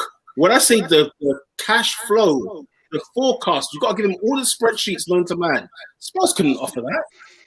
Well, how was he supposed to succeed at Spurs when he did not have money? He's a checkbook manager. Whether that's a criticism or a compliment is none the by. He wins the titles when he spends the dollar. Ask me the club where he did not spend and did not build. I will take as long as Arsenal throw money at it. But they won't, so there's no point bringing him because it doesn't fit. It doesn't match. But do I want to win? Yes, 100%. I hear that, man. Cool. Pete, like, I think I agree with you in principle. I just know that Jose is on that. He's on that flipping. What's that South African flipping rum? Is it Amarula? That's what he's on, bro. Yeah. This brother wanted to sign Eric Dyer at Man United. I would have ripped my shirt like a Pharisee. No, honestly, because in principle, I agree with you. If you're signing Jose, like give him the blank check in it. I'm with that. But if you're trying to sell Martial to sign Willian, bro, I don't know, But you know about that one. The Willian thing was out of the fact that it was desperation. Where if I actually have the money, I'm not going to go for Willian. I'm going to go for next, whatever there is. Mourinho, the battles he's been having at these clubs is he's fighting against power. The club wants power. He wants power. It never works. Yeah, but Pete, isn't that that's a battle stupid move regardless? Isn't that a battle that every single manager is facing? Doesn't every manager want more, like, money and more players and more resources? What I'm saying is the type of manager Jose Mourinho is. Everybody knows he's not a good coach. There's no surprise. He's been doing this since 2004. Nobody ever called him a good coach. Nobody ever talked about his style of football. Nobody ever talked about how, how progressive he is and whatever else. To the extent, because we had so many progressive managers around the world, he looked like a dinosaur in the game. But what was funny is that he was still winning in 2010, in 2012, in 2015. He came back to Chelsea and gave him another league title. Like in the last 5 years, he's a Premier League champion. Not just a domestic league champion in some, Farmers League. We're talking about in the big competitions here, right? Not many managers in world football have more Champions Leagues than this guy.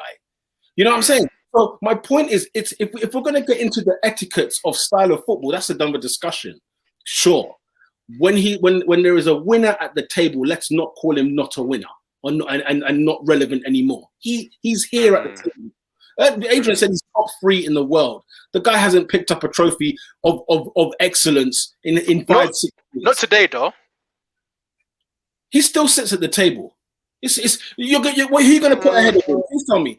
And also, if Ryan Mason wins this cup on Sunday, we can't turn around and say that's Ryan Mason's cup. We're not going to turn around and say that. Yeah, we can. It is Ryan Mason's cup. How did they get there? You know what I'm saying? How did they get there? Them ones. So, it's like Pochettino's first game, he won the trophy. People were telling him he's got a trophy. I was like, hang on a minute. You didn't have to turn up to the game, he would have won the trophy. You know what I'm saying? But what my point is, of course, it's horses for courses. I use this term a lot. When it fits the bill. It's a good term.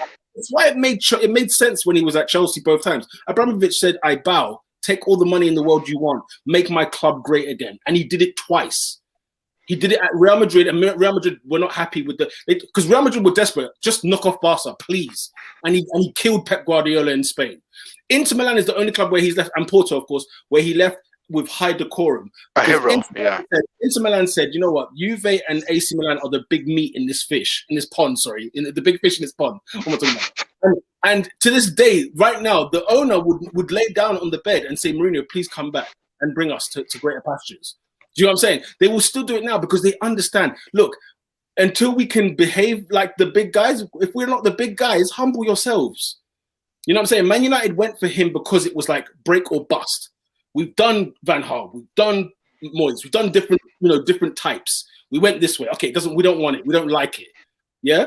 Everybody knows the next club he goes to, it's going to cause a bit of friction, but he will also cause a bit of success depending on the length of time, depending on what club it is, how much money he gets. He's a checkbook manager. That's all I'll say on that. Tottenham move like they are fresh off any success. Facts. Even Kane wants to leave with something. You know them way. That's why I say it's a bad move. Tottenham's Hotspur is somebody who's won anything in their life. Because even if they go to Nagelsmann, can I tell you something, ladies and gentlemen? He has less trophies than Mikel Arteta. You know what I'm saying? He comes in and his football might be dandy and sexy, and they finish fourth, right? Fine. But you sacked Pochettino for a reason. Because you might as well just stuck with him. But guess what? He's going to go collect the Champions League now at PSG. Thanks for bringing up his reputation. That's what he will say. Oh, thank you very much. 15 million in the bank, and you built my reputation up. Thank you. Does he get the Champions League if all the other teams are banned? Do we still give it to Poch then?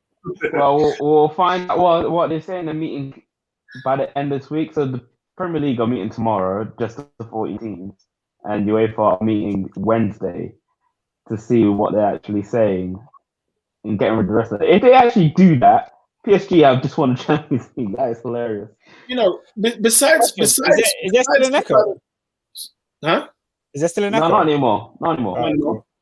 Yeah. You know, besides the style of football, ladies and gentlemen, Tottenham are where they are. He hasn't progressed them. I'm not going to even claim that. But he hasn't decreased them either. He stayed there. They're exactly where they are. Because even if they did lose to Dynamo, they beat Dynamo Zagreb, okay? Say they do, right? I've seen Pochettino lose to a shower of crap in the Europa League with them. And I've seen them, and they could go out to a Roma and an Ajax, and it will be okay then.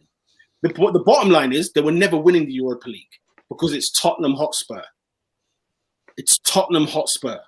The sooner we get over that, the better. No. Yeah. Right. Oscar, FA Cup, you're through to the final. Oh yeah. We batted up City, man. I mean, bro, the last couple of days has just sucked my energy out. I haven't even thought about that game. Literally, it feels like ages ago. But yeah, no, I was very, very proud of my boys, man. It was a really, really good performance. Tuchel is just such a sick manager when it comes to these big games, man. He sets out a plan. He knows how to get at the opposition, and like. It did feel kind of tame because it felt like City played a weakened side. You know, they gave starts to a lot of players that don't normally get a start. You know, your Ferran Torres, Fernandinho came into the side, all of these players. But the fact that we went out there and all of our players played well was more important to me. Like, we had about 7 man of the matches, like, as in not man of the matches, but like people that you could have put in contention. Mason Mount gave Fernandinho the run around. I don't know if you saw that, but he put him in a spliff completely. Tuchel found a way to use Werner. You know, obviously Werner's the £47 million flop, but he has his usefulness in running in behind and stretching teams, and he did that against Man City. So all in all, I'm buzzing, man. It was a really, really good performance. I didn't think we'd beat City. I really, really didn't. So for Tuchel to pull off another big game like this, he's really, really showing the quality that he has as a manager and as a tactician. Told you he was good. Pep Guardiola. I'm saying this like I argued with you. I always like to just mention it. You know, when you're right, you have to you feel good, isn't it? Fair enough. Pep Guardiola needs to stop doing this and overthinking and complicating easy situations. Chelsea are dead food for Man City. We saw it at Stamford Bridge when they met at Stamford Bridge. We saw it. right? Is that Lampard tax or are we actually dead food for them? It's Lampard tax as well, yes. But let's be fair. Let's be serious, man. Like, Chelsea are not a joke team, but Man City, man, come on, they should be in the final. They should be winning this tournament with their eyes closed. But again, you know what? I'm nervous for them in the final. I'm not confident at all that they'll win. They'll beat. Is it PSG they're playing next, right? So I was nervous about them against Dortmund because this is what Pep has a tendency to do.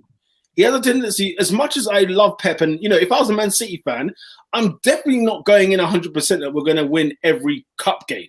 I'm definitely not going in that confident because of his record at Bayern, his record with Man City. It's just come on. But Chelsea, hats off to you guys, man. You guys deserved it. You're going to meet Leicester City, which basically means you're going to win the FA Cup. Is that correct? How ironic was it that? Hey, Virgil van Dijk, fam. What's going on? What's the mute that? Hey, Virgil van Dijk. Adrian. It was Adrian. That's what I was saying. I thought you were saying it's me. I was like, no, I'm muted. No, I was saying Adrian. I'm muting you, bro. I'm muting him. He unmuted himself. Virgil van Dijk. That's my train of thought. What was I even saying? Isn't it crazy? You were saying that. You said, isn't it crazy? I don't even remember where I was going. Leicester, Chelsea. Oh, yes. Isn't it crazy how everybody was buzzing about the Super League? My whole timeline was talking about the Super League. At the exact same time, Leicester versus Southampton were playing each other in an FA Cup semi-final at Wembley. Nobody gave a monkeys. It shows you how much we only care about those top 6 teams. Do you know how they degraded that semi-final, though? Only people from North Wheezy could attend the game? You're freaking kidding me. Leicester and Southampton. And the fact that there was 2,000 people that actually showed up, who actually showed themselves. I looked at these guys I said, I know this one is from Kilburn. That one there is from Wembley. That one there is from Cricklewood. Them man do not support Leicester or Southampton. I'm telling you, I'm calling them out right now. Why did they let their fans go? That's so silly. I mean, obviously COVID restrictions and whatnot. You know what I'm saying? Like tears and whatnot. Huh? You're letting fans. It was a test. Look, and I know some people that weren't even from Northwest London. I can tell you that from fact. They should have let Leicester. How many times are they going to get to a FA Cup semi-final? Leicester and Southampton, I don't think have won a major trophy. Neither have Leicester. I don't think for the last 70 years. So obviously they won the league. Sorry, but yeah, it was a joke that they tested it with that game rather than Chelsea Man City, where you can actually believe Londoners support Chelsea and Man City. Like where it was, I'm with you. What Don, unless he's left Leicester and moved to London on a work thing, like what 2,000 of you actually showed up? You should be ashamed of yourselves. Ashamed of yourselves. Back onto the Chelsea City game. Ikas Elmi says, Oscar, I'm still not on the Tuchel train, but I'm very close. If we win something and get top 4, then I'll join. I'm on the train, man. Obviously, I'm not I don't love everything he does, but I like the fact that he's got a plan. I like the fact that a manager feels like they're smarter than me. I hate it when I feel like I'm smarter than the manager. That annoys me, man. When I'm telling you what you should be doing. That's flipping annoying, man. Oscar, do you know what, though? You know what, yeah, as well, is that you've got to understand this. Tuchel is doing this with players that he has not bought yet. Wait until when them players come in that he wants, the kind of players that will fit his method, mate, everybody will be on that train. That's what's so impressive about him. He's doing this in his own kind. Robin was talking about the fact that these managers didn't know anything. Tuchel had a press conference today, and he said, "I found out yesterday, like you lot." he had no idea. No, well, Klopp found out yesterday. It's just come out that Ollie found out as the team sheet was laid against Burnley. I'm just like, yeah, that's the same time as the report. Robin, that's the same time we found out. The public. That's the exact same time we found out. And Oscar, guess what though? Everyone in the world is going to be behind Leicester City in that FA Cup final. So just be prepared. I don't care. We like being the underdogs. We like being the underdogs. It don't really matter. A couple more comments on the ESL, and then we can move on. ESL guarantees no more cakewalks for City, according to Footy Agendas, potentially. But the league could still be theirs. They can still cakewalk the league if they're still in it. Yeah, if they spend the money, Shout out to John Matthew says, check this. You're in class. Most of the popular kids decide to piss off and go homeschool, whereas you and the rest of the regular kids are now the popular kids. The ESL. Yeah, but to be fair, if the regular kids become the popular kids, that is a lame ass school, man. That school is not cool. No, they ain't gonna have a good slang. They're not gonna have to sing that. Are you saying the rest of the 14 are not cool? What did you say about Leicester and Southampton? No one cares. Don't give them monkeys. Monkeys. Oh no. Part of me actually wants the Premier League to ban the Big Six. I want to see if they actually got the goal. It will look like the SPL, bro. I hear that. I hear that, but I still wanted to go through. If you're, like I said to you, Holland, should I say? Yeah, if you're Eddie Howe, yeah, what job is more I don't know, tasty? Crystal Palace or Celtic? Celtic. Oh, well, after the Super League, it's a challenge. It's a challenge. Are you talking about after? Yeah, but even still, like Crystal Palace ain't winning nothing. But the money is lucrative. There is money. Are you talking about if the top six stay in the Premier League? No. Yeah, I'm talking way before this thing that happened in the last 24 hours. I'm talking. Say we had this conversation last week. Which job is more lucrative for you as Eddie Howe? Would you take Palace? Give me Celtic, bro. Give me Celtic. Because he hasn't won anything. I'd say Celtic. Give me Celtic any day. Interesting. I take Palace. Not any day. For a year or two, and then he can bounce. What did Brendan Rodgers do? Brendan Rodgers said, "Let me get my clout up. I'm going to Scotland for a bit, and I'm coming back." But there you go, Oscar. He dipped Celtic for Leicester City. What's the difference between Leicester and Palace? What does Steven Gerrard do? Steven Gerrard left the Rangers because it was who wanted him? Who wanted Steven Gerrard? Are you going to Stevie? You know the state of that league. You know Gerrard was managing under 18s, and then he went to the top job in Rangers. And you want me to rate that league? I cannot rate. He was even under 23 manager, under 18s. Come on, man. So that's why when Peter says stuff like, "Oh, UEFA don't allow the Scottish leagues to get in," I'm like, "Yeah, it should be that way. They might need bare qualifications." No, but Oscar, the champion of a domestic league should be ahead of Borussia Dortmund. That's what I'm saying. Yeah. I agree that. Oscar disagrees. Let me say my piece.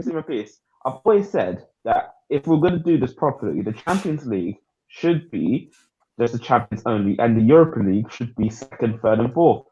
That's what it should be. Robin, don't get me wrong. Don't get me wrong. What I'm saying is, that sounds a lot better, you know. Even if you want to, it makes so much sense. Guys, wait. Even if you want to put top 4 teams in each country and whatever in the thing, fine. Do not put Celtic behind Borussia Dortmund. You're taking the piss. They are, bro. They are. Let's be real. Because I always said weeks of qualification ahead of Mönchengladbach. But if you can, if you can win the qualifying rounds, then you can get into the Champions League. But if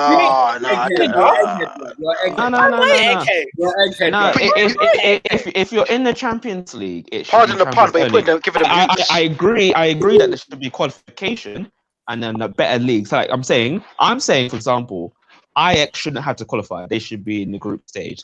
I'm saying Celtic can go into like the playoff rounds and all that stuff. Oh, come on, Robin. See? Why? Peter, listen to me. I'm saying every team that enters the Champions League should be champions only. But I'm not trying to hear the 55th best league team is in the group stage. I'm not trying to hear that. Exactly. So you're in the same. So Robin, you're in the same. Then I ask you this. What do we do about the FA Cup? We don't have people in. We don't have Arsenal, Chelsea, and them not into the first round. Why? Because they're good enough for that. That's corrupt. That shouldn't be the case. It shouldn't be the case. How can Arsenal walk in the third round? What? Because if Arsenal walk in the third round because of the status of where they are as a club, if Arsenal go down to League Two, guess what? You're joining in with the other man in League Two. Stupid. It's not. Doesn't make it. Oscar, Robin's verbatim just said Celtic should qualify for the Champions League if they're the Scottish champions. Yeah, because the league is good enough. Wait. But Gladbach in fourth can walk to the group stage. That's not my point. That's not my point. Who's better? Who's a better No, team? Gladbach no. or Celtic? Celtic. Champions Celtic. League. It's Celtic. No, I don't Champions. care. Why are you League. calling it champions? Why are you Because calling it Oscar, champions? because It you know doesn't why? matter. Oscar, That means- Arsenal are better than Slavia Prague. Do they have a given right to be in the Champions League over Slavia Prague? No, Slavia Prague are the domestic champions. Yeah, They're the but their champions. league's a bit whack. You know what I mean? Yeah. Call it No. No, it's very more. A couple more comments, and then we can move on. Iklas Elmi said, "Listen, I'm a massive Rudiger fan from Wade. I'm always putting the monstrous performance. Big game, my brother Tony. Bro, can we talk Thiago Silva as well, blood? The guy had 100% pass completion, 100% clearances. Outsane. I was trying to figure it out. Adrian, you're making hella noise. I'm gonna mute you because Why is the camera off? wait, it's not even Adrian. Is that Is it noise still going on? Hey, What's not happening? me, bro. It's not Adrian. It's not me. There's bare noise going on. Hey, Bro. that's Ernest then, bro. No, Ernest is muted too. Ernest and Adrian are both muted. Hey, But, guys, who's making noise, bro? Okay, it's stopped now. It's stopped now. So I don't know. I bet it's Oscar. Yeah, it might be. Yeah. Yeah. No, like I said, that's always been my stance on the Champions League. Like, if you're gonna call it Champions League, make it Champions only. Those that are decent enough to go group stage, everyone else Europa League, because it will make sense. Europa, Europe. Nah, Robin, it's you. Yeah. I just muted. It's you that's making that. Your mic is rubbing against your shirt. Resting on that Uganda crane, yeah? Yeah. Jeez.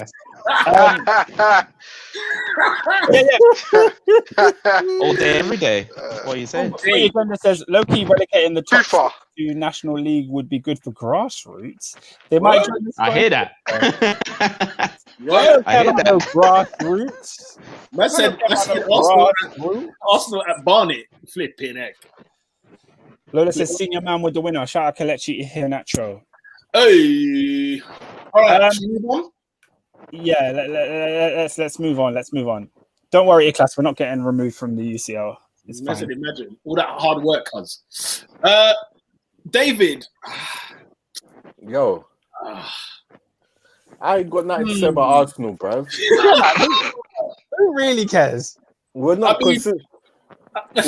We're not consistent enough, bro. As I said, bro. Man, Arsenal drawing 1-1 at home to Fulham. You should have won. And then Fulham for the one. Like, I was actually gutted for them. Trust me. I was a bit gutted for them because it was like they Holding's offside. Let's be clear. He's offside, and yet they've not given it offside because of what? Because he wasn't interfering with Areola. I'm sorry, Areola is like 2 yards from him. Like, it's just unbelievable. Skip Arsenal. It was a predictable drop points. And the thing is, yeah, I'll tell you what. She's right. My only thing on this though, yeah, is Arteta's starting lineup is confusing to me because on one hand it tells me, all right, yeah, he's got his eggs in the Europa League basket with like Matt Ryan in goal, for example, and all of a sudden throwing in Gabriel in there, even though he knows the liability. But then and dropping Thomas Partey, he didn't play. Chambers as well because resting them. But then he plays Lacazette, Smith Rowe, Saka. You know what I'm saying? And now Lacazette's injured. Smith Rowe and Saka, who have been sort of injury-ish this season. You would think, why don't you rest them? Because you've got plenty of people to bring on. And now Laka could be out for the rest of the season. Tierney's already out for the rest of the season. You know what I'm saying? It's a bit of a mix. And then he brings on Partey and I'm like, dude, leave him in Cotton Wool. You need to nip these lot away. Leave them at Coney. Do not bring them to any game for the rest of the season because you've got big fish to deal with Unai Emery. Go to Adrian. No, he wanted to do enough to win that game whilst resting the most important players for the Europa League. So, yeah, like on paper, you'd say that team should be beating Fulham, but yeah, sure. But he seemed a bit in the middle, and when you're indecisive, you make it worse than actually making a decision.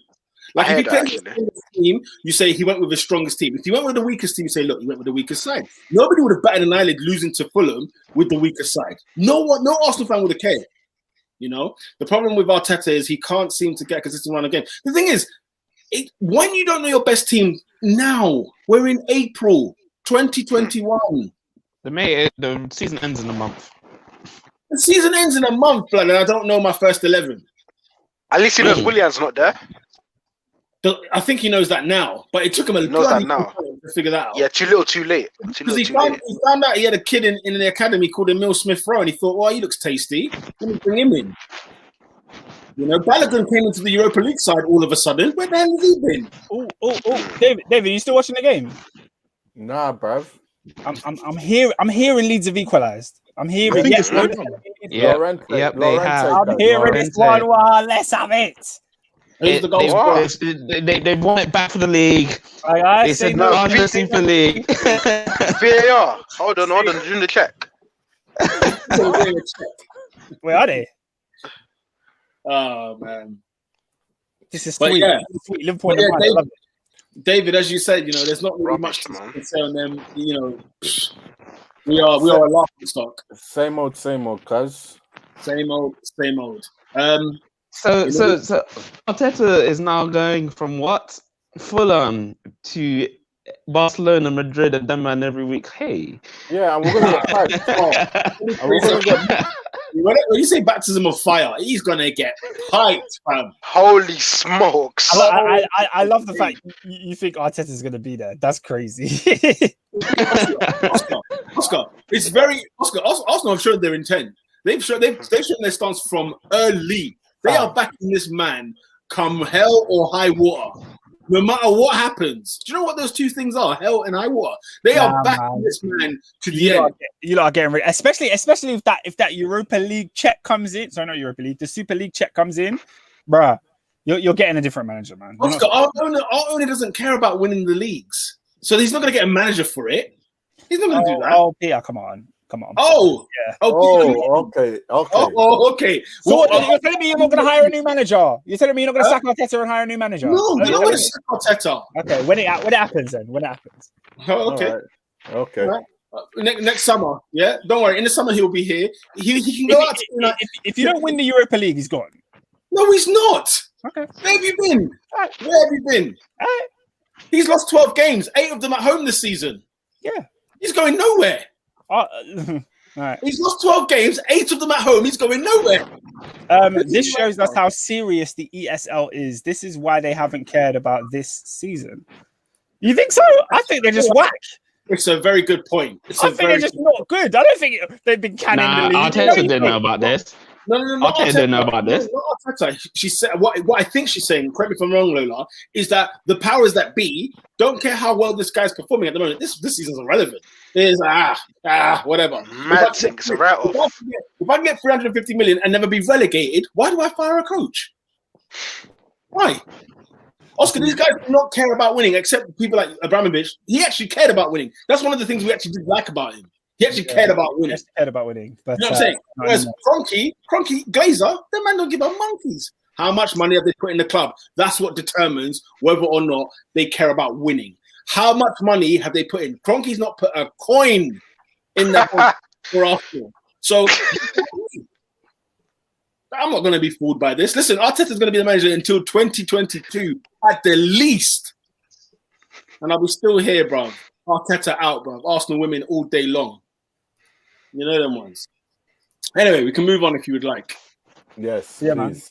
man. Man United wrapping up 3 points very nice and easy against Burnley. Robin, what were your thoughts? That was it, really.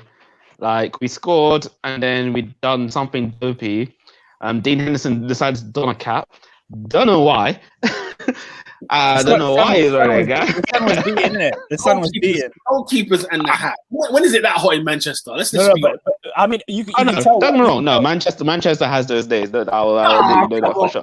I'll let you know. However, you know exactly why he wore the cap, though. You know exactly why he wore the cap. I know exactly why they call, but I've never. No, I've seen bright days at Old Trafford. Like, remember when Van Gaal and all the whole bench donned shades. Yeah, that, you know, the sun was beaming, but the keeper still weren't wearing glasses. but the reason he wore the cap is because in the first minute of the game they ping one ball up to Chris Wood. Man heads it in. Henderson's in no man's land. Outside of his box. Outside of his box. Man punches thin air and the ball goes in. It's 1-0, but then obviously got ruled out for offside. So he said that's not happening again. I'm wearing a cap. He's done that last season as well.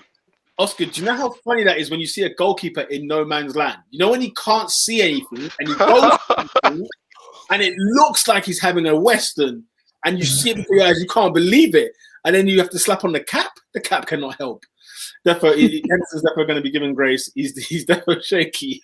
He's young, isn't it? He's going to learn his trade. And learning a trade at Man United, whew, that's a baptism of fire if there ever is one. Murder Mace, as you like to call him, bagging in the goal again, making a claim for a European, for his Euro. He might not even go anymore. He might not even go anymore. He might not be allowed to go. They might have to ban him.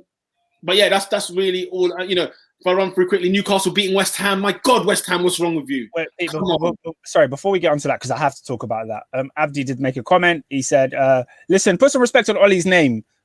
We've now met our points tally for the last 2 seasons. If you had told me after we lost to Arsenal in November that we'd be second in April, I would have laughed. Is he right? Do we need more respect on Ollie's name? No. What Man United are doing now is where they should be. Obviously, there's no, Chelsea and Liverpool are not doing well this season, right? There are exceptions, but so doesn't he need respect for keeping the status quo? No, you don't need respect. What do you need for that? Win. I need a trophy. No. So what? Ollie gets nothing. No, what we're saying is right now, Ollie's done a good job at Manchester United this season. Good job. And we leave it there. I think that's it. Yeah, we leave it there. I think saying someone has done a good job is respect to me. Oh, okay. Yeah. When I hear put some respect on his name, that's what I was saying.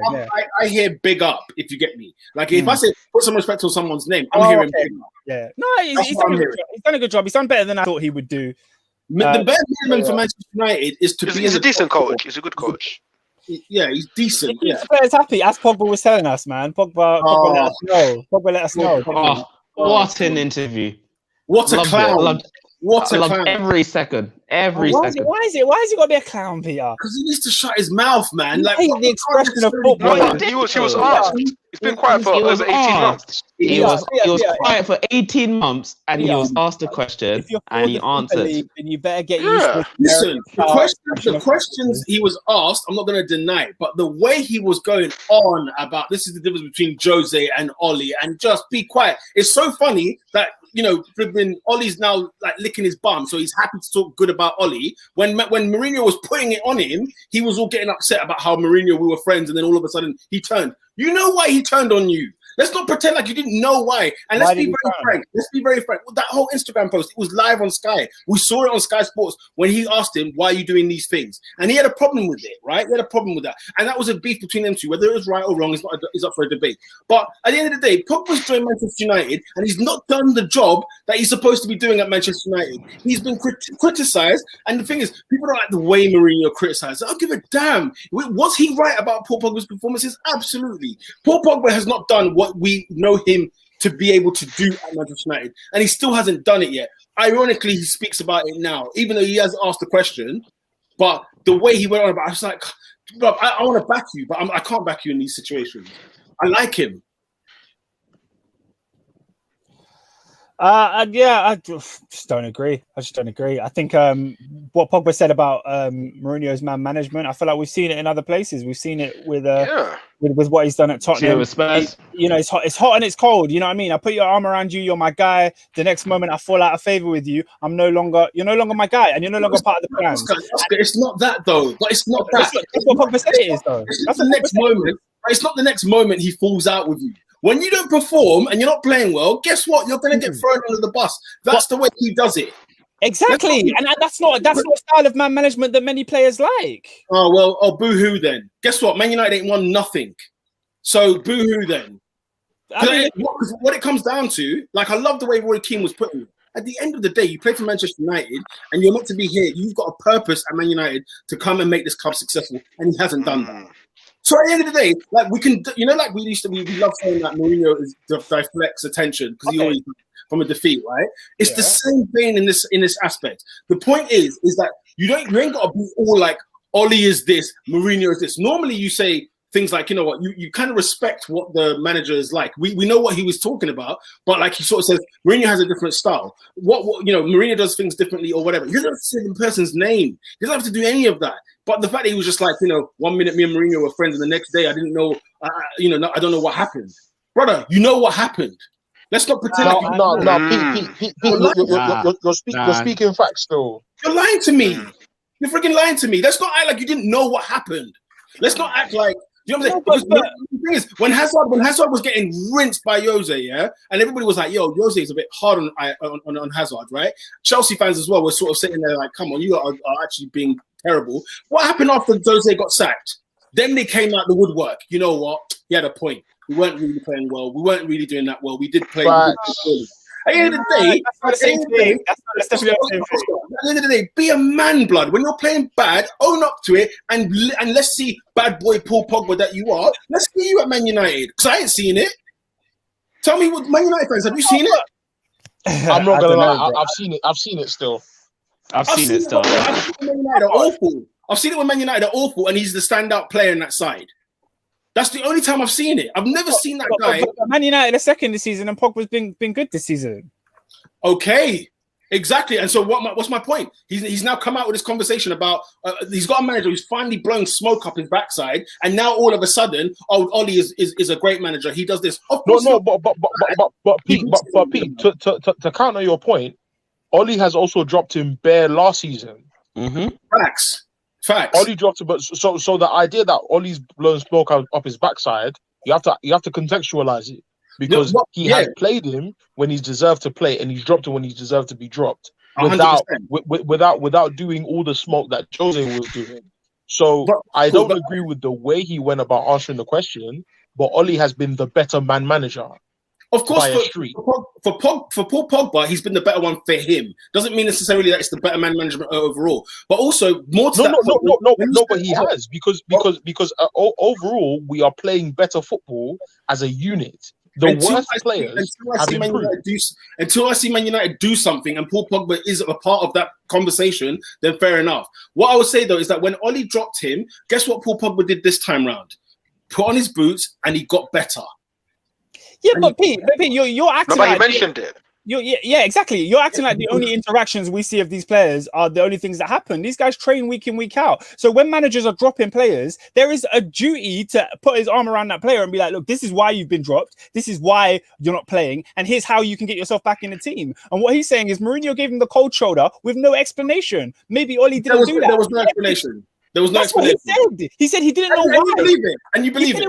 Yes, because I've seen it happen. Oh, we saw in the interview.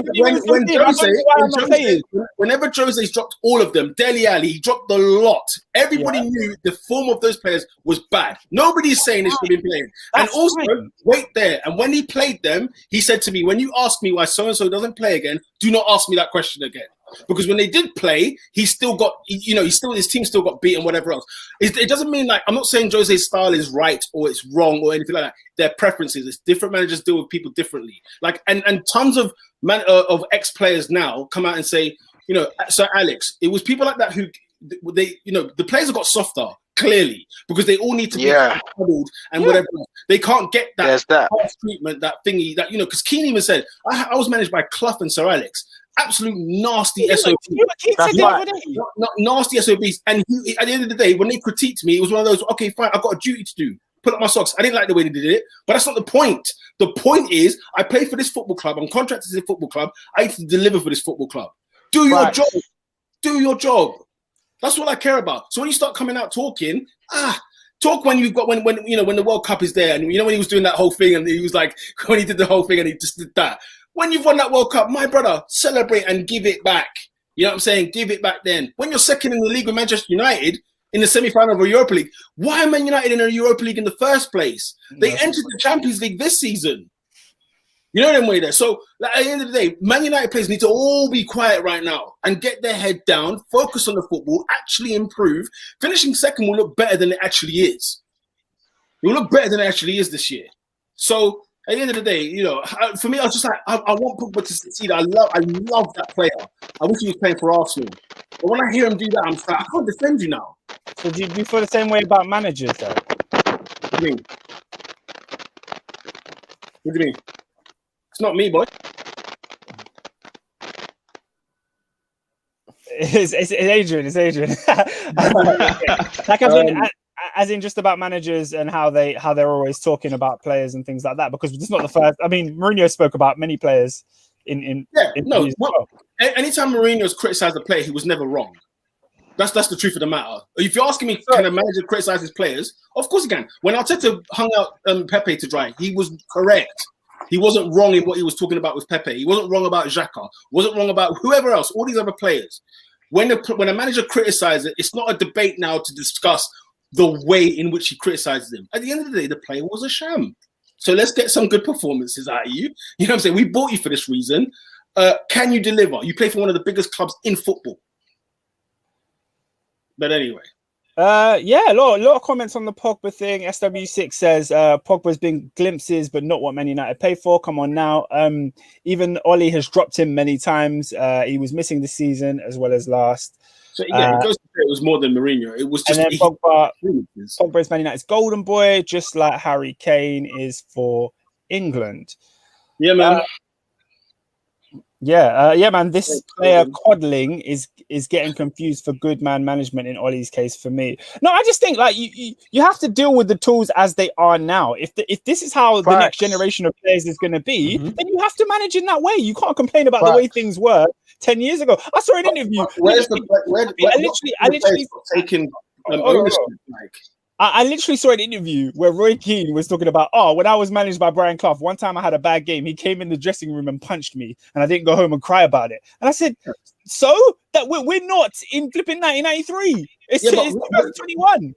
But Oscar, what I'm saying is, who says the players run how they should be managed and whatever else? It's not about that. You're managing the player. Listen, but guess what? In one day, Allegri might have been just as bad to Paul Pogba, but got more games out of him. In the same vein, it worked like with Hazard and with Paul Pogba. They worked well under Jose at a point in time, and then it stopped working. So it's like, I get it. It's the tug of war of better man management means, you got to be nicer to me. Well, who's to say being nicer to you is the better way of man managing? That player doesn't necessarily have only one way of being taught. You can be taught many ways. We've all had different teachers. We've all had different ways of being taught. That's fair, but it has to work for it to be the right way. What I'm saying is I'm not going to put the blame down to the manager's man management while that player is performing awful. He has a job to do, whether the manager is good, bad, or ugly. He has a job to do regardless. You've got to go and at least give me what I'm saying is give me the performances, right?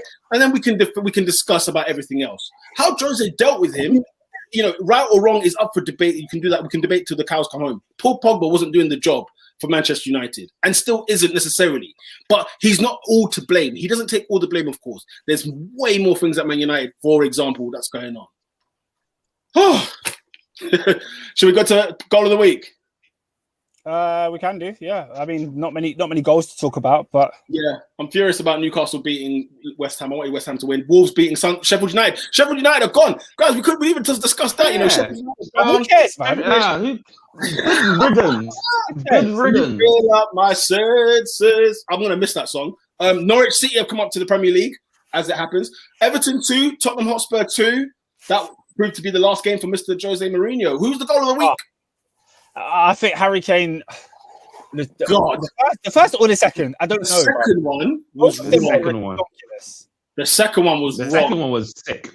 Do you know why I don't want to give it to the second one? Why? Because that is the worst piece of defending I've seen in a long time. The defending in that game. No, the defending. No, for all four goals in that game, the defending was atrocious. Guys, the defending in this country, flipping hell, man. It's a disgrace. It's a sham. Okay, if we don't want to give it to them, I like Harry Kane's second goal. I like that one. Goal. Yeah, the second goal. And United's third goal was beautifully worked.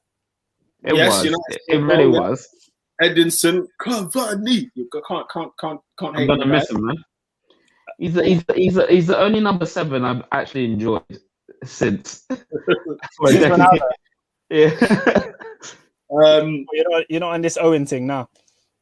Nah. Oh, Leo Messi. Oh. Yeah. I tell you what, John. That, like, on Twitter, when you don't watch La Liga, and you scroll on Twitter, every weekend or every 2 weekends, somebody's got a goal for Messi that seems to just pop up on the TL. And I'm like, what? And the goal's outrageous. outrageous every time. In a cup final. You know there was there. Man, It's not like man was doing this away at Granada. He did this in the cup final. I said this guy. It was hilarious because it was like 0-0 for time, and then all of a sudden it's 4-0. Nah, Messi's not anyone's veteran in this team. Messi's goal was definitely the goal of the week. Are we happy to give it to Leo? I don't mind. Yeah, man. Leo Messi. Leo, who's the player of the week? Harry Kane, double? No. Murder Mace. Murder Mace? I knew you lot were 100%. I knew you lot were going to pop out the woodwork, boy. Murder Mace. Yeah, no. He had a great game against Burnley. It's Burnley at home. I don't get. Fair enough. Yeah. I don't get. He doesn't choose who he's playing. You know what I'm saying? I just feel like Kane has a shout too, innit? Kane scored twice. Kane has got a shout. He's got 2 worldies, but yeah, I don't mind the Yeah, I'll give it to Murder Mace. Mason Greenwood is the goal of the player of the week. Team of the week? Newcastle. The Super League dons. What? All 6? Now, do you know what? Yeah, I think they're safe for the next part. No, we say them because there's We'll save them for the next part. No, real talk, bruv. They've been planning behind the scenes because plotting. Does Fulham not get a shout? Getting a point there? Really sure got 3 because I'm quiet. No, not Fulham. No, Newcastle United. No, it's Newcastle. It's Newcastle. No.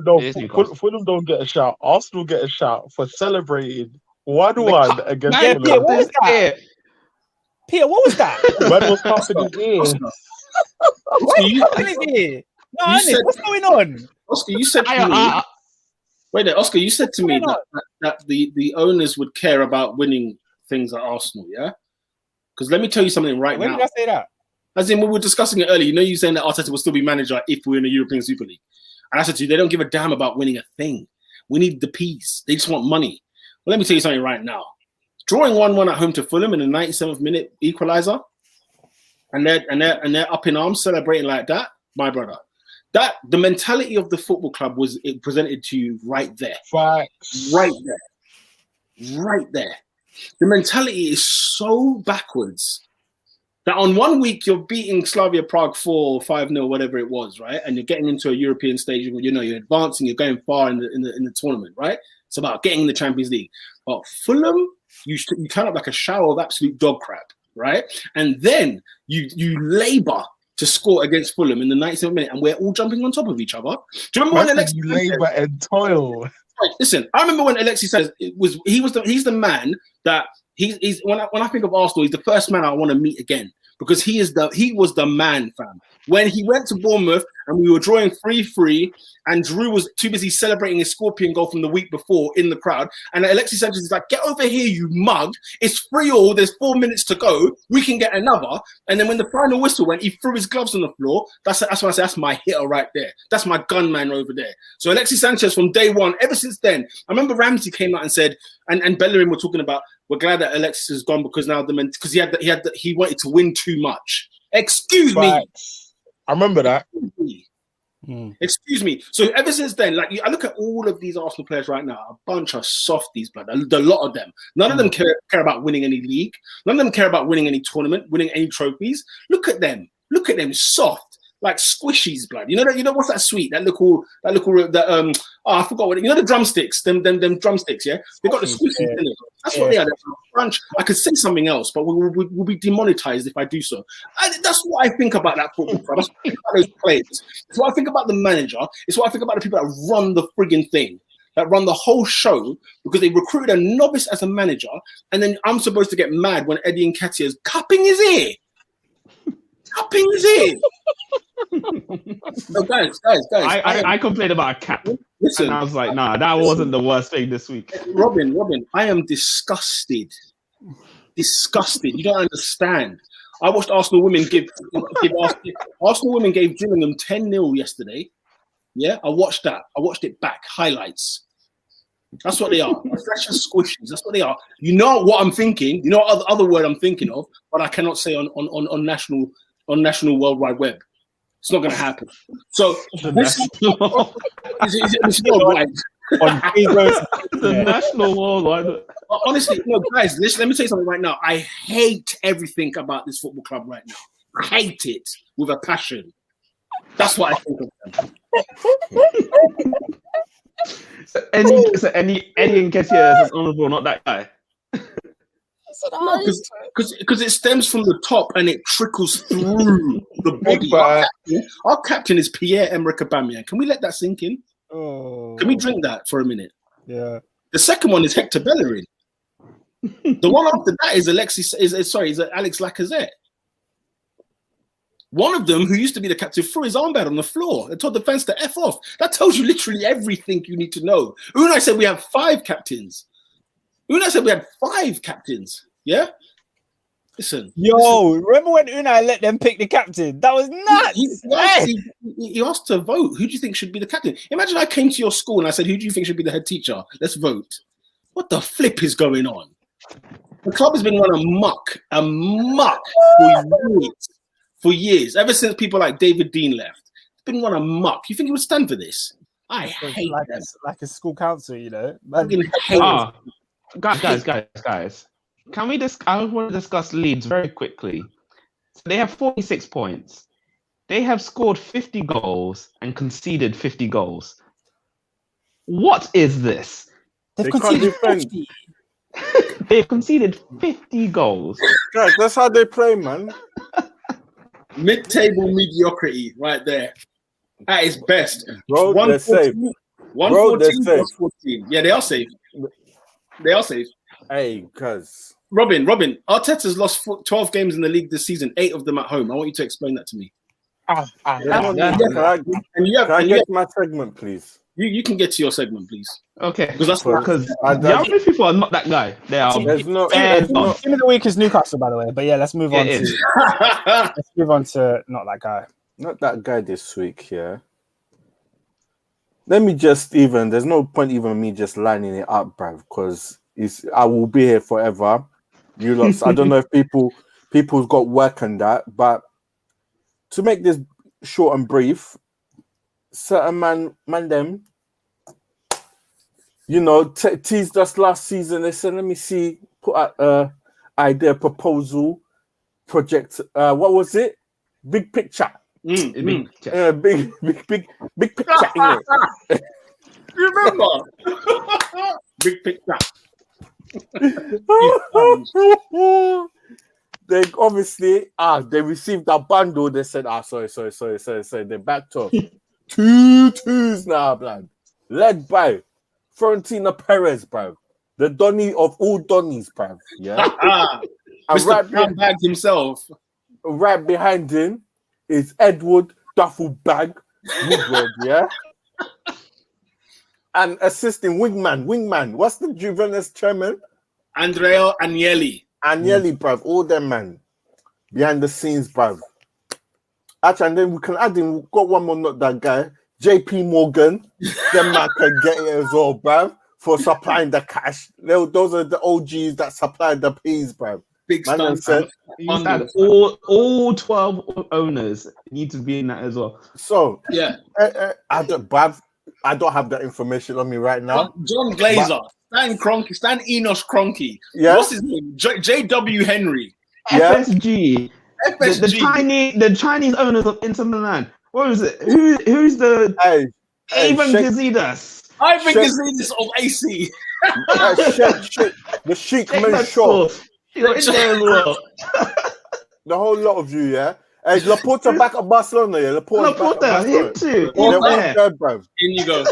They're all there. AC Milan, Arsenal, Atletico de Madrid, Chelsea, Abramovich, blood. I don't worry, I see you. But you're in there as well. I'm scared of getting Abramovich. Obviously, man knows Putin and the man there. Right. Barcelona, Inter, Juventus, Liverpool, Man City, Man United, Madrid, Tottenham. Daniel Levy. How have you managed to finesse your way in there, bruv? Yeah? Unbelievable, bruv. That's their stadium paid off in a couple of years. UEFA, y'all try to bring more high ground. you're in there. Fever, Infantino, Sepp Blatter, Jerome Varkey, all you man, bruv. What's the Trinidad and Tobago guy that got busted, bruv? I forgot his name. Oh, Trinidad and Tobago. Warner. Yeah. Warner, all of them, bruv. UEFA, FIFA, the 12 clubs, all of y'all. This week, Hall of Fame, blood. You're not that guy, bruv. Not that guy, All of you. Bruv. All of you. Not a Lovely. single one of you escape. Not a single one of you escape. Everyone who's been corrupt, Sepp Blatter, Man. Jerome Falk, whatever his name is, the other, all you Swiss man, them, bruv. All of them, blood. Screwed up. Richard Masters, what's his name? Chris Masters, Richard, Richard whatever, Masters. all of them in there, bruv. The FA, Greg Clark, I know you retired, but you. What's the other one? The head of PFA, but what's his name? Gordon Taylor. Gordon Taylor, whatever his name. Oh, God. In there, blood. In the mud. Everyone's involved, blood. Not that guy, cuz. In the mud. Phenomenal scenes, Jeff. That's how you round it up. Not that guy UEFA. The same week Super League has announced, you decide the way to improve the Champions League is to water down the quality of the comp by adding more fishermen and farmers and imbeciles. Without a shadow of a doubt. Football is such a joke thing, blood. It's such a joke thing, blood. We need to find a new sport, but every sport has got an ounce of corruption somewhere. Is there any points of doing fixtures, bruv? There's no point because there's midweek this week, there's next week, there's Champions League. Oh, so long. It doesn't matter, bro. And we actually don't know. We don't know what's going to happen. No, nothing. We don't know what's going to happen. Like West Ham, there's no champion. Well, there's Champions League, but it's not Champions League, bruv. All the big boys are. Bruv, it's mad. Yeah, it's all mad this week. I mean, you got Chelsea playing Brighton tomorrow, Spurs, Southampton Wednesday, City, Villa, Leicester, West Brom, Arsenal Friday night against Everton, Newcastle, Liverpool on the weekend, as well as Chelsea, West Ham. Got the League Cup final. I don't care. Leeds, Man United, League Cup final as well. Yeah, that's a lot. And we're gonna find out if all the clubs have been kicked out from the Champions League. Kicked out of the Champions League. That's cat. It will be hilarious to see PSG. Do you know what? Obviously tomorrow they're having the 14 other clubs in the Premier League are having a meeting tomorrow, aren't they? So Do you know what's funny? Do you know what's so funny? Those 14 clubs include Sheffield United, who just got relegated. Like they're gonna give a damn. There was a quote from Patrick Bamford at the end of today's game. He was interviewed and obviously asked about the Super League. And the quote I've read, obviously I haven't seen the interview, but the quote I've read is, "It's crazy how much uproar it causes when people's pockets are hurt. It's a shame it's not the same with other issues currently in football, like racism." Ooh! Bang! Bang! Uzi! Man said like racism. Oh dear. Oh, Patrick speaking. So James Milner has come out and he said, I condemn it. He doesn't want it to happen. There's going to be some sort of revolt. Don't worry, Jamie. When you get that pay rise for being 38, I'll wait to hear from you again. I'll see if you boycott Liverpool. Doubt he will. That then, people, sums up this week's Top 4 podcast. Make sure you share, like, and subscribe. Oscar, where can we find them? At Top 4 Podcast on the Twitter, on the Instagram as well. We're very new on the Instagram as well. Spotify, iTunes, SoundCloud, of course, YouTube's every Monday, 8 p.m. We will be live next week. Who knows how football will look? Clock in next week. Oh, by the way, next season we might have to change the name of our podcast because Top 4 will be null and void. It won't exist. We have to change it to the ESL Pod. What are we going to do? Yeah, so we be the European Super League podcast. That should be it. And then train straight away. That'd be fantastic. Oh, bro. Like, we would literally only care about 12 teams in the league. Like, that'll be funny. Or like however many they end up being. But yes. Lucky. It's been love. It's been real. Man, lucky, yeah? Watch when I catch you slipping, fam. Because I got stuff to say to you. Bruv, we don't know, bruv. They've put the spanners in the works, bruv. No, it might have to. It might have to. I'm not ruling it out. Okay? No, we can keep it out of irony. Like, just have Top 4 podcasts just out of irony of it. How long is that funny, though?